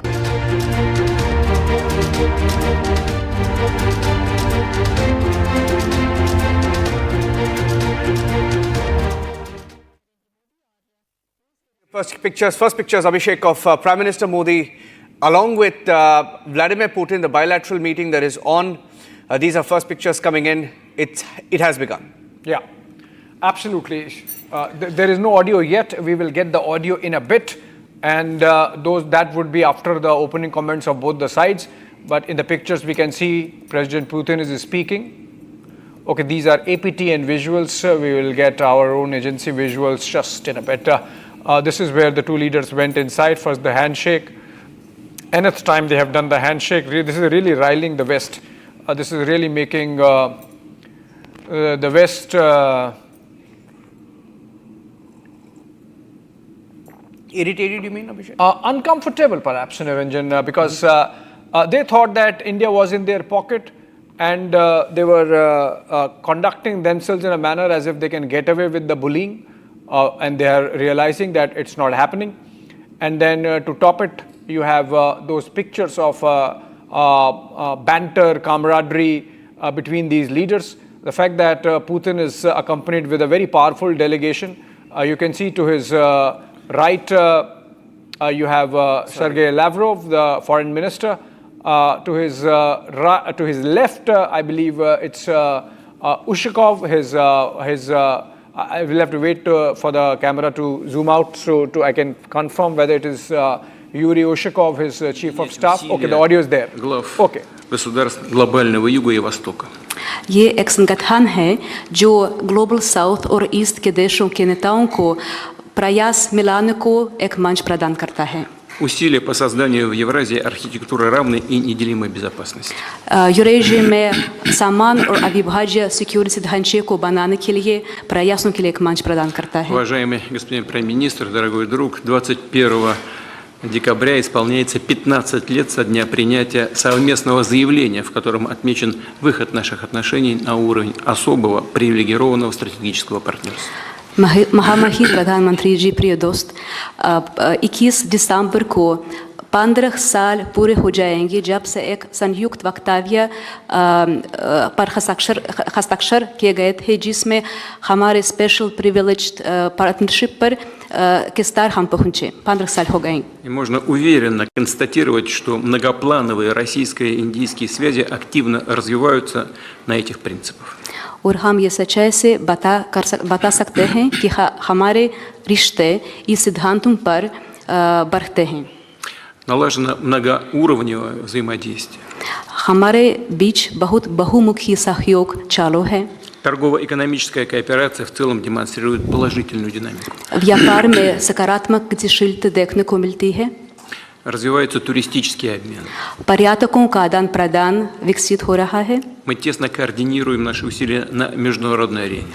अंतर्राष्ट्रीय मंच पर हम हमारे प्रयासों को समन्वय से करते हैं. Это ООН, БРИКС, Группа 20 и, разумеется, ШОС. UN, BRICS, SCO जरूर इन संगठनों में से शामिल हैं. И сегодня хорошая возможность обсудить основные задачи дальнейшего развития многопланового двустороннего сотрудничества в различных областях. और आज की मुलाकात से हमारे रिश्तों को आगे बढ़ाने पर रास्तों पर बातचीत करने का एक बहुत अच्छा मौका मिलता है. Уважаемый господин премьер-министр, дорогой друг, Россия и Индия поддерживают десятилетиями особые отношения, дружеские, доверительные. Это фундамент для развития наших отношений в будущем. आदरणीय प्रधानमंत्री जी, प्रिय दोस्त, रूस और भारत के बीच बहुत विश्वसनीय रिश्ते बने हुए हैं. इस सिद्धांतों पर वे विकसित हो रहे हैं. И эти отношения носят абсолютно внепартийный характер, поддерживаются подавляющим большинством народов наших стран. और ये किसी से पार्टी या राजनीति पर आधारित नहीं है. लोग, हमारे दो देशों के लोग इस रिश्तों का समर्थन करते हैं. Спасибо. धन्यवाद.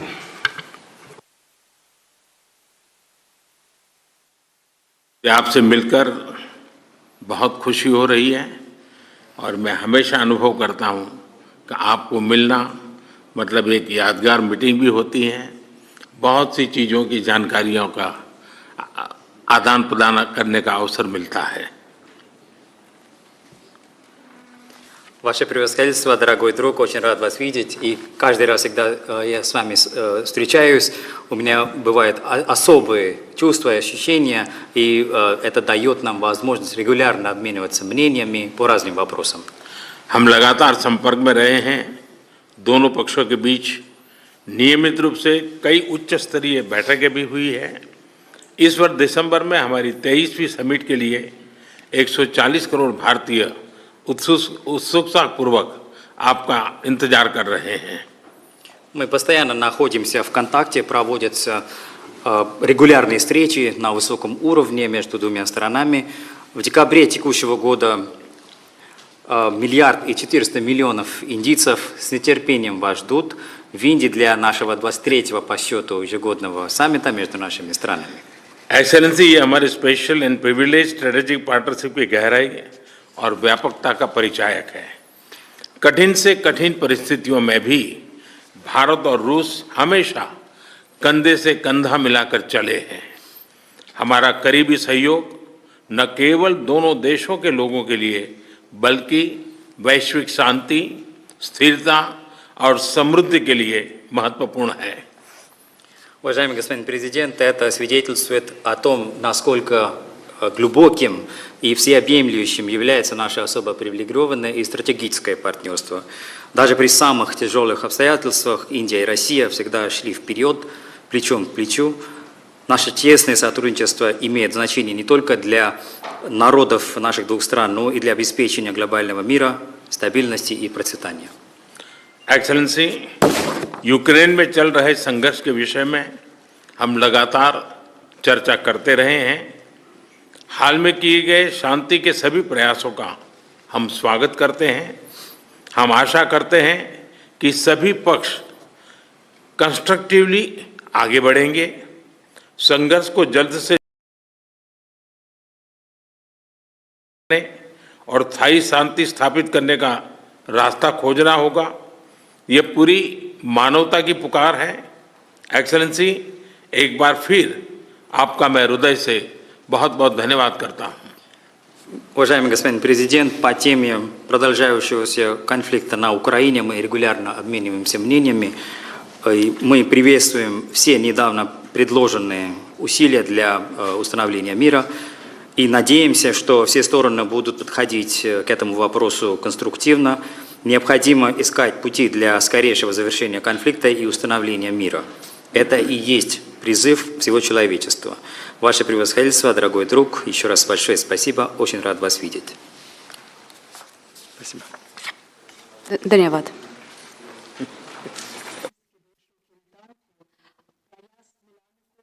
All right, Niranjan. Very important, clear-cut, contour-driven statements, opening statements by both the leaders. My takeaway, number one, President Putin, he called Prime Minister Priya Dost. These are pictures from earlier when the two delegations came in. And President Putin addressed Prime Minister, or began addressing the Prime Minister by calling him a dear friend, Priya Dost. And then he said, December 21, I think he gave away the date when he would be traveling to India. He said it's a strategic, marks 15 years, December 21 this year marks 15 years of Russia's, India's special global strategic partnership. And so, and it's a multi-dimensional cooperation spanning trade, tourism, international coordination on UN, BRICS, SCO.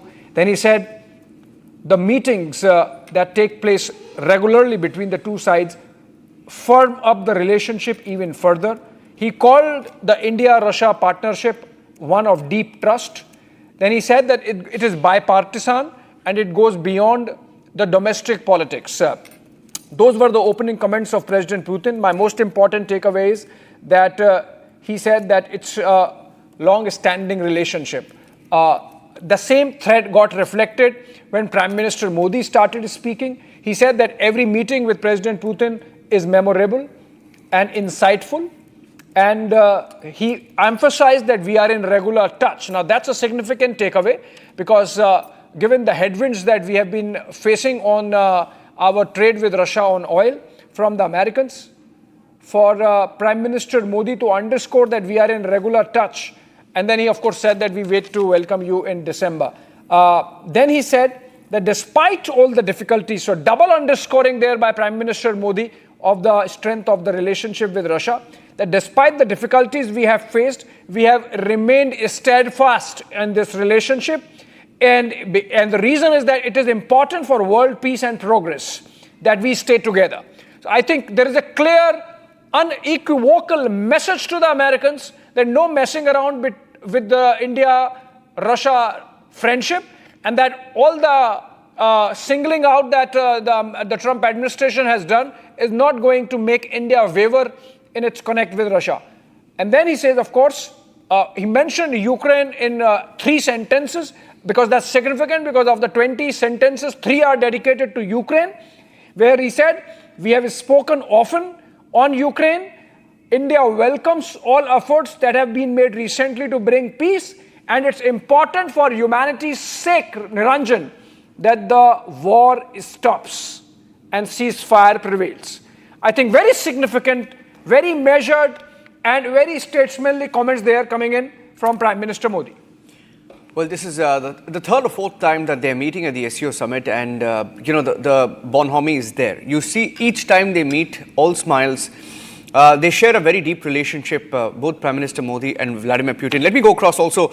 If Shawan is there, we'll try and get him live on these pictures. The bilateral continues. The opening statements. What we will also do is we will go across and get the opening statements of Einar Tangen, Andrew K.P. Leung and Major Samar Partur. And while we do that, we'll also get the full statements of both sides. We'll play out those statements immediately after getting the opening statements.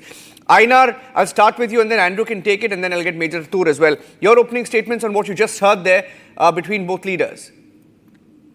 Well, clearly, the relationship, you couldn't have more different optics than anything with Donald Trump, where it tends to be him sitting in the Oval Office and you having to, compliant countries having to praise him and promise him things.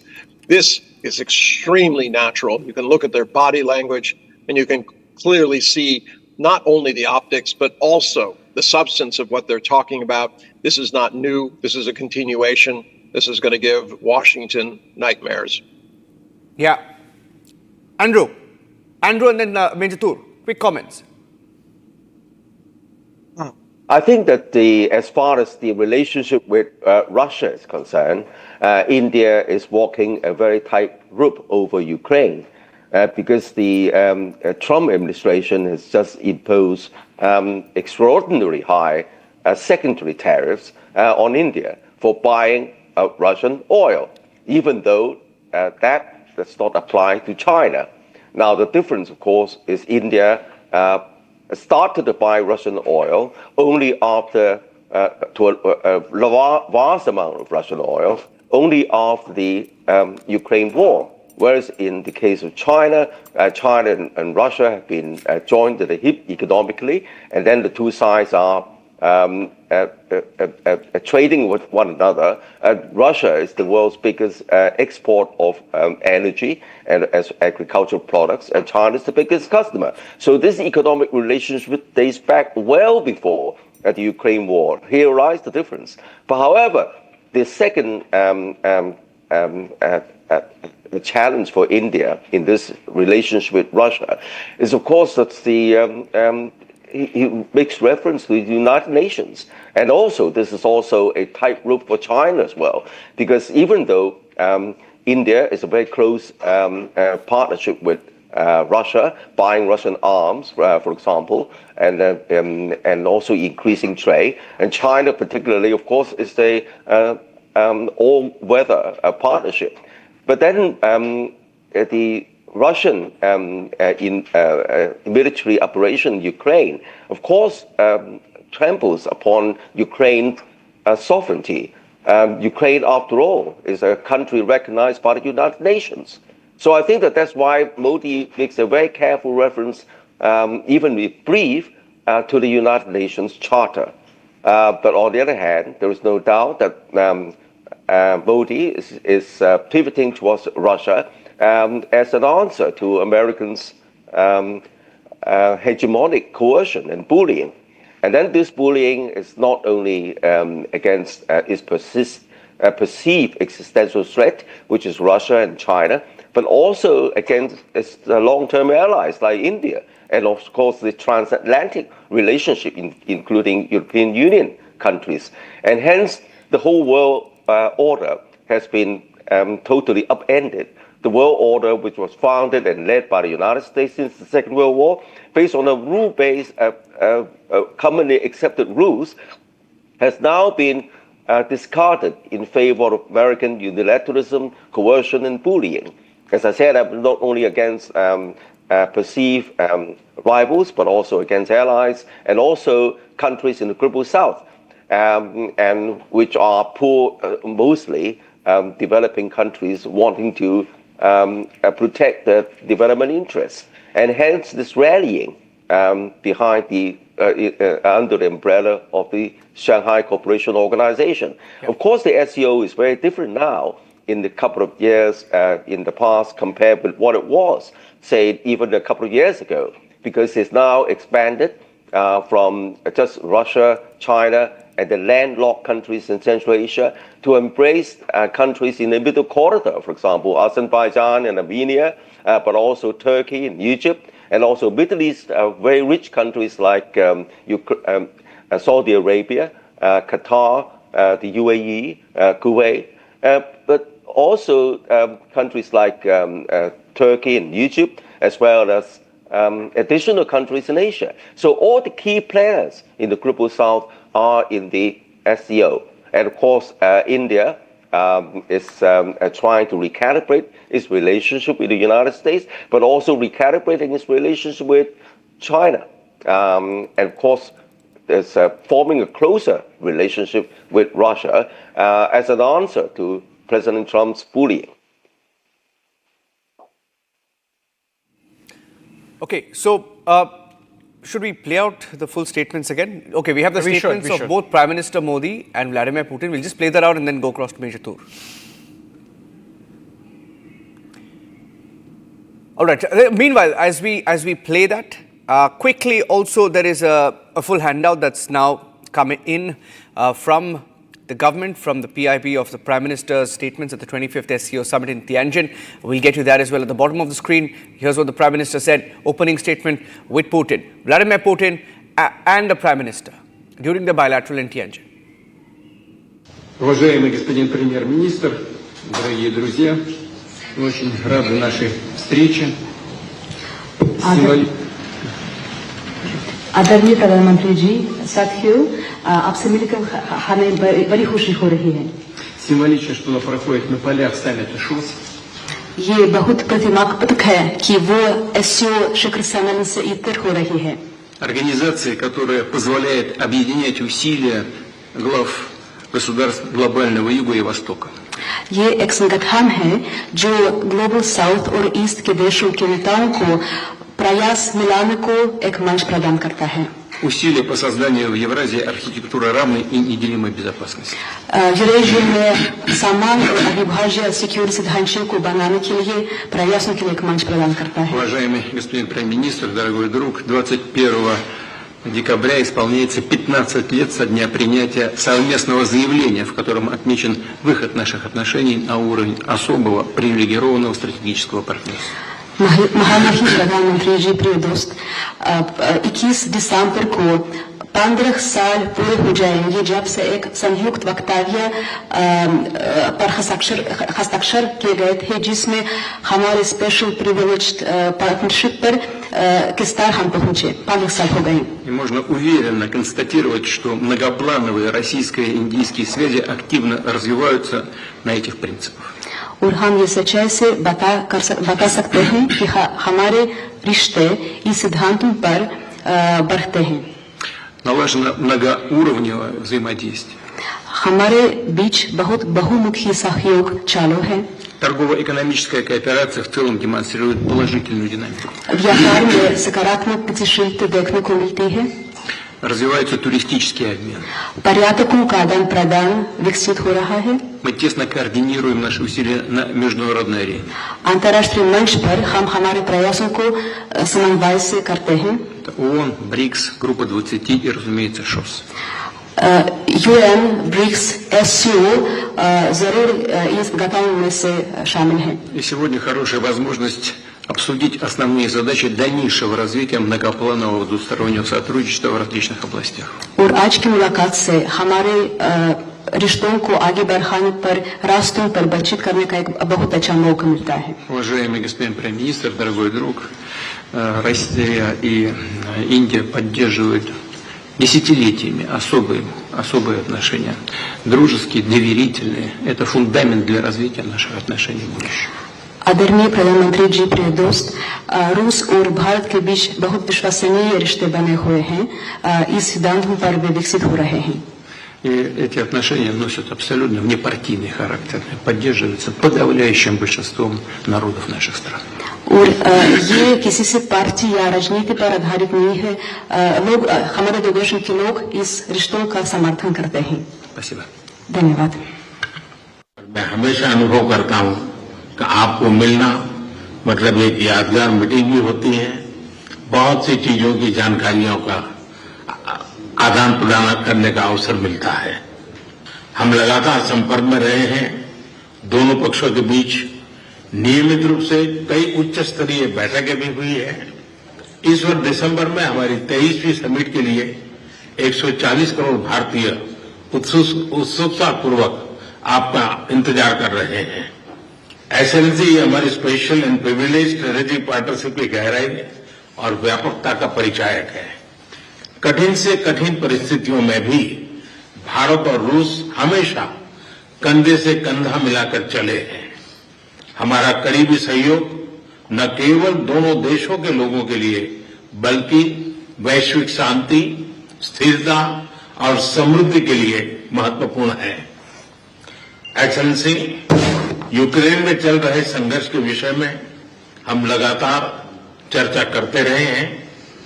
हाल में किए गए शांति के सभी प्रयासों का हम स्वागत करते हैं। हम आशा करते हैं कि सभी पक्ष कंस्ट्रक्टिवली आगे बढ़ेंगे, संघर्ष को जल्द से जल्द खत्म करने और स्थायी शांति स्थापित करने का रास्ता खोजना होगा। ये पूरी मानवता की पुकार है। एक्सेलेंसी, एक बार फिर आपका मैं हृदय से बहुत बहुत धन्यवाद करता हूं। Yeah, they say that we're oiling the Russian war machine. There you have Prime Minister Modi telling Putin, end the war, saying we want to see an end to the war. Mijatur, another highlight from the Prime Minister's opening address there, talking about the energy partnership. In fact, that's one of the highlights of what he said. He mentioned the energy partnership with Russia, and we're not going to stop. In fact, there are some reports that suggested that we may, in fact, contrary to American demand, increase oil purchase in September. You see, Niranjan, firstly, Russia definitely acknowledges that when the world came upon India, the amount of pressure that India faced to stop the oil purchases, there were a lot of allegations on India. But you see, the reason why Russia's unconditional support to India is now showing is because India has kept an independent stand and did not succumb to the orders or the wishes of any other third country or be dictated terms as to how to do trade. Yeah. Reason being why I emphasize on this point over and over again is that the dollar has not been re-evaluated despite other economies progressing and doing well. The dollar remains to be very dominant. It is becoming difficult for the developing nations who are almost developed to have any equation of trade with the West. So the West must realize that it has to create a balance.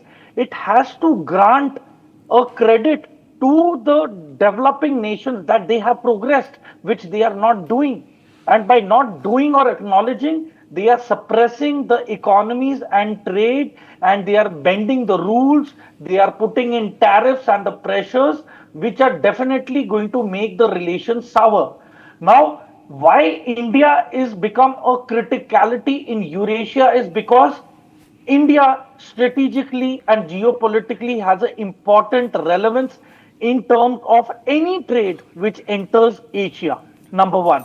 Number two, the reason why India is being acknowledged as a responsible country is because We did not let our land be given as a military base to any of the foreign militaries, which would have definitely made relations in Asia very complex. South Korea has already done it. There are a lot of issues which are already going on in the Korean Peninsula. Japan is already having issues with China. Philippines is facing a lot of issues. Australia's stance is not clear in the Quad. So, see, in terms of the West, the streamlining of strategic alliances is in a tizzy. They are not really able to get in alliances. And see, as we speak, Taiwan is being militarized by America every day. It is a fact.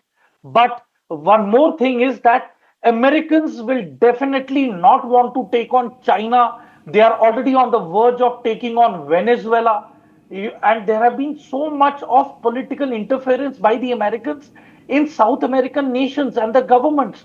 So I think the tipping point has come, and it is a responsible role for mature countries to take a call, an independent call, and take the mature and the right side. And Prime Minister Modi has been harping upon peace between Ukraine and Russia.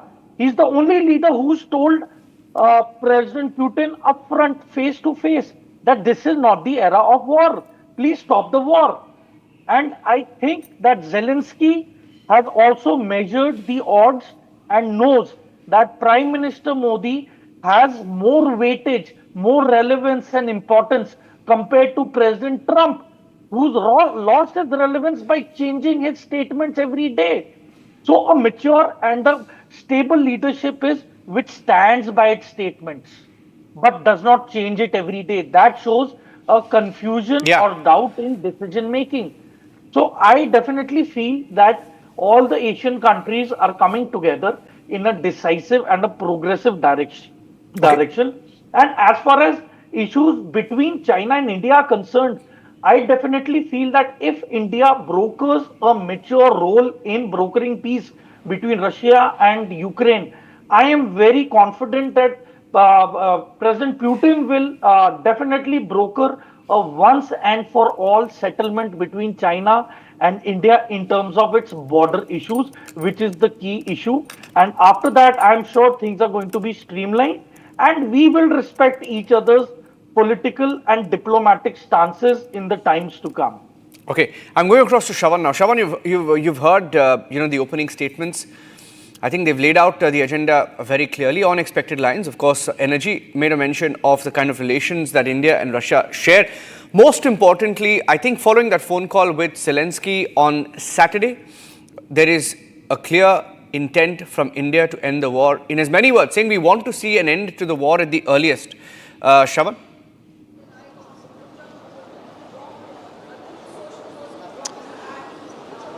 I believe, Niranjan, we are up for a surprise very soon, because what has essentially transpired in the last few hours here at Tianjin could be extremely significant for the geopolitical conditions. The reasons are the following. One, the fact of the matter is that America essentially did not realize that we are going to be able to amend our ties with China, which does not augur well for the Americans. Number one. Number two is the strengthening of our ties with Russia, which also enables us to have a far larger maneuvering room in the Central Asian countries too. So remember, it is going to be multiple targets that we have basically achieved in terms of a free market. There is no doubt about the fact that it only opens up more space and emerging markets for us to do business. And this has been something that India has been working on the sidelines. Now, the big takeaways undoubtedly from the joint declaration, and something, Niranjan, we at Republic TV have been constantly reporting, and we have gotten bang on, that terrorism was one of the main factors. And in fact, the joint declaration would have indicated the same. Interestingly, if you actually join the dots, look at what President Xi Jinping and Prime Minister Modi had essentially discussed yesterday during the bilateral on the sidelines of the SCO Summit. What were the words that were essentially used? And look at the same very words which have now found a mention in the joint declaration. What does that mean? I'll leave it to the analysts there for their better understanding. I'm only sticking to my reporting here. The fact of the matter is that these are words that have for the first time you would have actually heard from the Chinese, where they're talking about terrorism, they're talking about extremism, they're talking about separatism. All of it now finds a mention in the joint declaration. Then you actually move a step forward. Pahalgam has been condemned by everyone. And who is this everyone that we are talking about? Those nations that Pakistan essentially thought they were their own friends. Those from those Muslim nations which they believed was going to be on their side. The Central Asian countries, remember, have also not been extremely favorable to India. But having said that, they've all come around. Of course, Russia plays a very, very important role in maneuvering them. And of course, with the Chinese now stepping in. So look at where we stand today. For all those back home who have been arguing that we have failed in diplomacy, our diplomacy is essentially failing, we're not being able to have allies, I believe they will have to shut their mouth, simply because the imagery that is coming in now from yesterday night when the banquet was hosted by President Xi to today's powerful imagery of the Triad, that becomes abundantly clear. Then the personal touch of the Prime Minister in the diplomacy that he brings in. When you have Prime Minister Modi sitting in that same very limousine along with the Russian President, it again goes a step forward, that too without a translator. The last that President Putin did was in America, where the stakes were higher for the American president. But here it is about an equalizer factor. What we have essentially seen today is an equalizing factor here, where Russia has never pushed around their way, despite being a powerful nation. Remember, Russia has always treated India as an equal partner, and that was reflected in today's imagery. Cut to the opening remarks of the Prime Minister. Prime Minister once again recalling, the fact that during difficult times too, we have walked shoulder to shoulder. And then, of course, President Putin bringing in the fact that from Vladivostok to Chennai, the kind of links that we have essentially had, that is essentially reflected in our relationship and the way there has been economic prosperity. So in a nutshell, this by far has been the most successful summit for India. Shawan, we have Einar and Andrew KP Leung, Einar Tang and Andrew KP Leung and Major Toor. You can take some questions with them as well, because they've been waiting as well. You can go to maybe Einar and then to Andrew on what you're saying. You can take it with them. Over to you, Shawan. Sorry, is the question Einar, to me? It's been a surprise for many. Yeah, Einar, I'm taking the question with you. Yeah. I want you to perhaps help us understand, what's the long-term goal for the Chinese? Because let's be clear something. Forget about the sugarcoating that has actually happened. Let's now get to brass tacks of it. India certainly wants a clear resolution when it comes to our border. Second, we are adamant on the fact that we need to go back to the 2020 situation. Do you think the Chinese are ready for it? No, but I hate to disagree with you, but if you start looking at the statements of both Xi and Putin, they're not talking about what's in India's interest. They're acknowledging a friendship. They're acknowledging that they have trust, but they're talking about the greater world. I mean, India is not the only one who is suffering here. So I think this idea of making this parochial, what's good for India, who's going to back us, that might play well in the domestic quarters. But the fact is, this is much larger than that.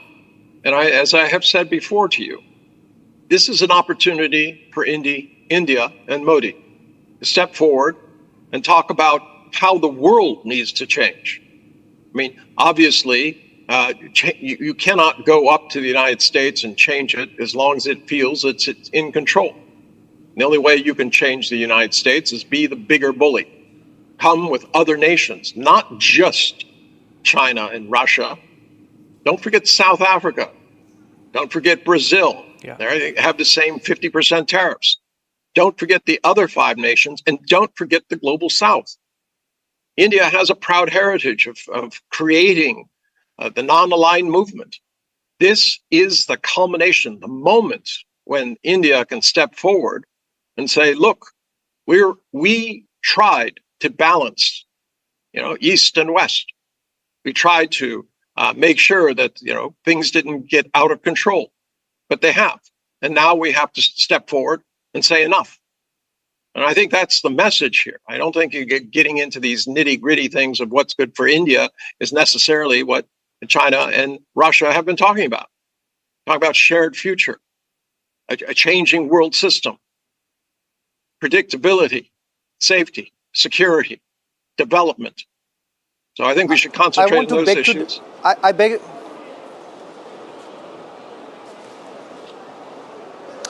Einar, I beg to differ on the position that you've essentially taken by saying that this is not a reductionist way of looking at it. We're talking about the bilateral. Of course, it's for the larger good of the SCO partners. But having said that, Andrew, I want to bring you in and perhaps draw it further, because we ought to look into the minutiae here. That if you want a lasting peace, that lasting peace can only happen when you resolve some of the key issues. And the Prime Minister was very, very clear in his talks with President Xi, where he's made it very clear that you can't move on without resolving the border issues. There have been frameworks in place. Let's be honest here, they have been violated. The trust deficit does exist. Let's be very clear here. There may be a lot of excitement all around, but we'll have to, perhaps tone it down to come and brace the reality that we still haven't got to a position where we have been able to reduce our troops. Well, of course, the SCO is a multilateral forum, not just for India or China, but the global South, and trying to create a fairer, a more just, and more cooperative world order, in spite against President Trump's unilateralism and bullying. So that's the main theme of the whole SCO. But you're talking bilateral relationship, and I'd like to address a very important points there. As far as bilateral relations with China, there is no way that you can resolve this huge historical differences between the two countries on a piece of paper. I mean, the two sides need to scale down the conflict, as what happened in recent months between the two leaders, to scale down the conflict in the border, so as to create a positive environment for continuing dialogue. But I don't think that you expect the China to concede on, for example, Tibet. As I said at the beginning, Tibet is a long established historical, perhaps unfortunate collision, and that's caused by the British India. I mean, Tibet, if you look at history, it was part of the same province, but now half of it has now become a province of India.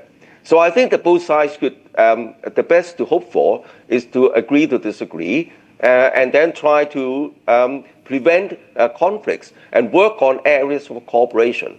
Now, as far as the bilateral with Russia, let's face it, who are the main levers to end the war? I don't think it's China. I don't think it's India either. I think that you can see that the war is a proxy war between the United States and Russia. And then, of course, Russia, with military operations, of course, is a contravention with the United Nations Charter. But of course, there's a lot of double standards in the case of the United States as well. And now the supply of arms and ammunition is from America. And then the European Union countries, fearful of Russia's influence, are involved. And so they are the main levers. And of course, Zelensky is now being marginalized by Trump, who wants to end the war. But of course, Russia is also trying to push the envelope as well, the gains on the ground. So it's more complicated. And then, of course, what India and China hope for, of course, is a peaceful Ukraine. and then hoping for a ceasefire. So I think that there's a lot of negotiations are still carrying on, and then it depends on the main levers of power in this long-standing proxy war.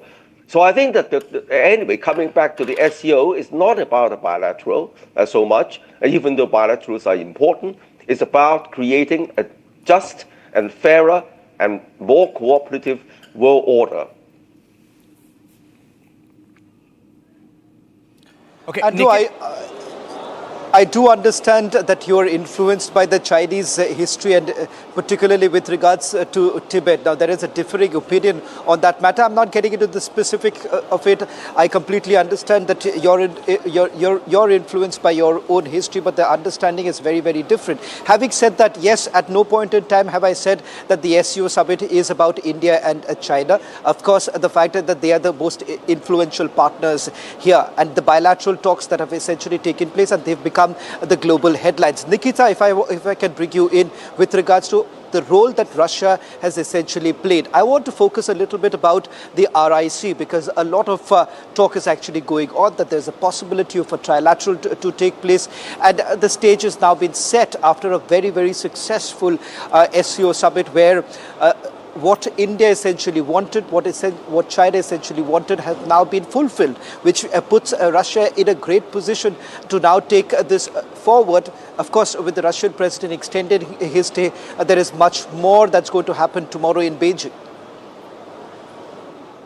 As far as I understand, the role of the Beijing consultations is to build a new international system of trade and international relations.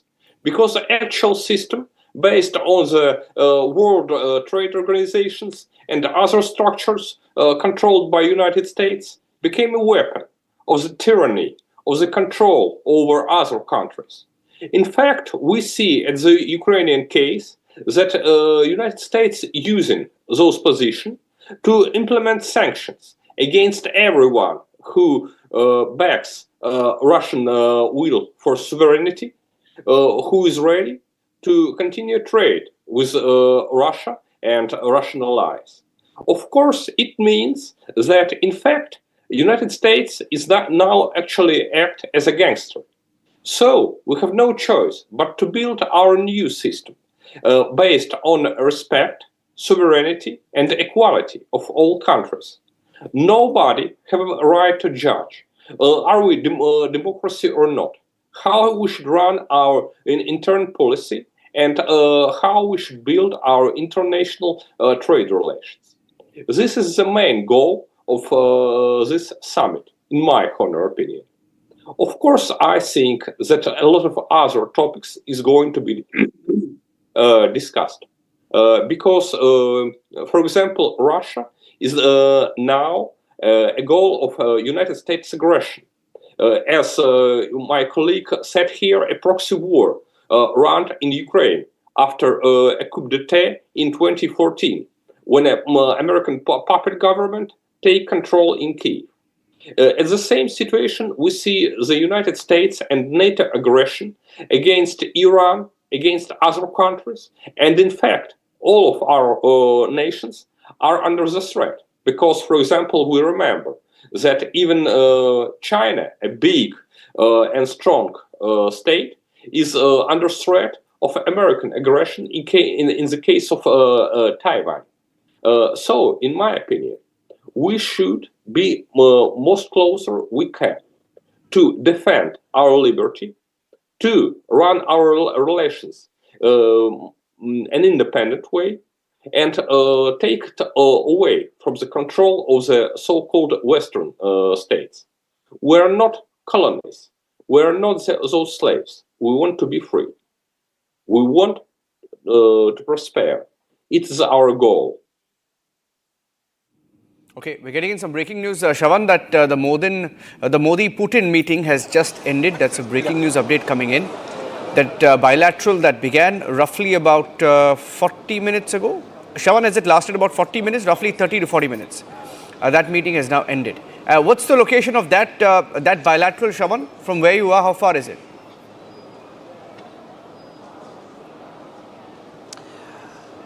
Well, in fact, it's as far as at the I hotel see, where Russian President Vladimir Putin is staying. That's the Ritz-Carlton, which is roughly about 20 to 25 minutes away from the Beijing Convention Center where we're currently broadcasting from. It's also the venue of the SCO Summit. So soon after the bilateral, Prime Minister Modi will be wheels up for Delhi after a very, very successful meeting that he has essentially had, Niranjan. And in fact, all the objectives that India had basically laid out for themselves and the diplomatic team had basically cut out for themselves, the task that was cut out has now clearly been achieved. And if I can just quickly, in a nutshell, take it forward and then perhaps bring in Major Sabarpal Tour also. Major Sabarpal Tour, I believe that having this kind of a discussion with the Russians, particularly at a time where there's going to be enhanced defense cooperation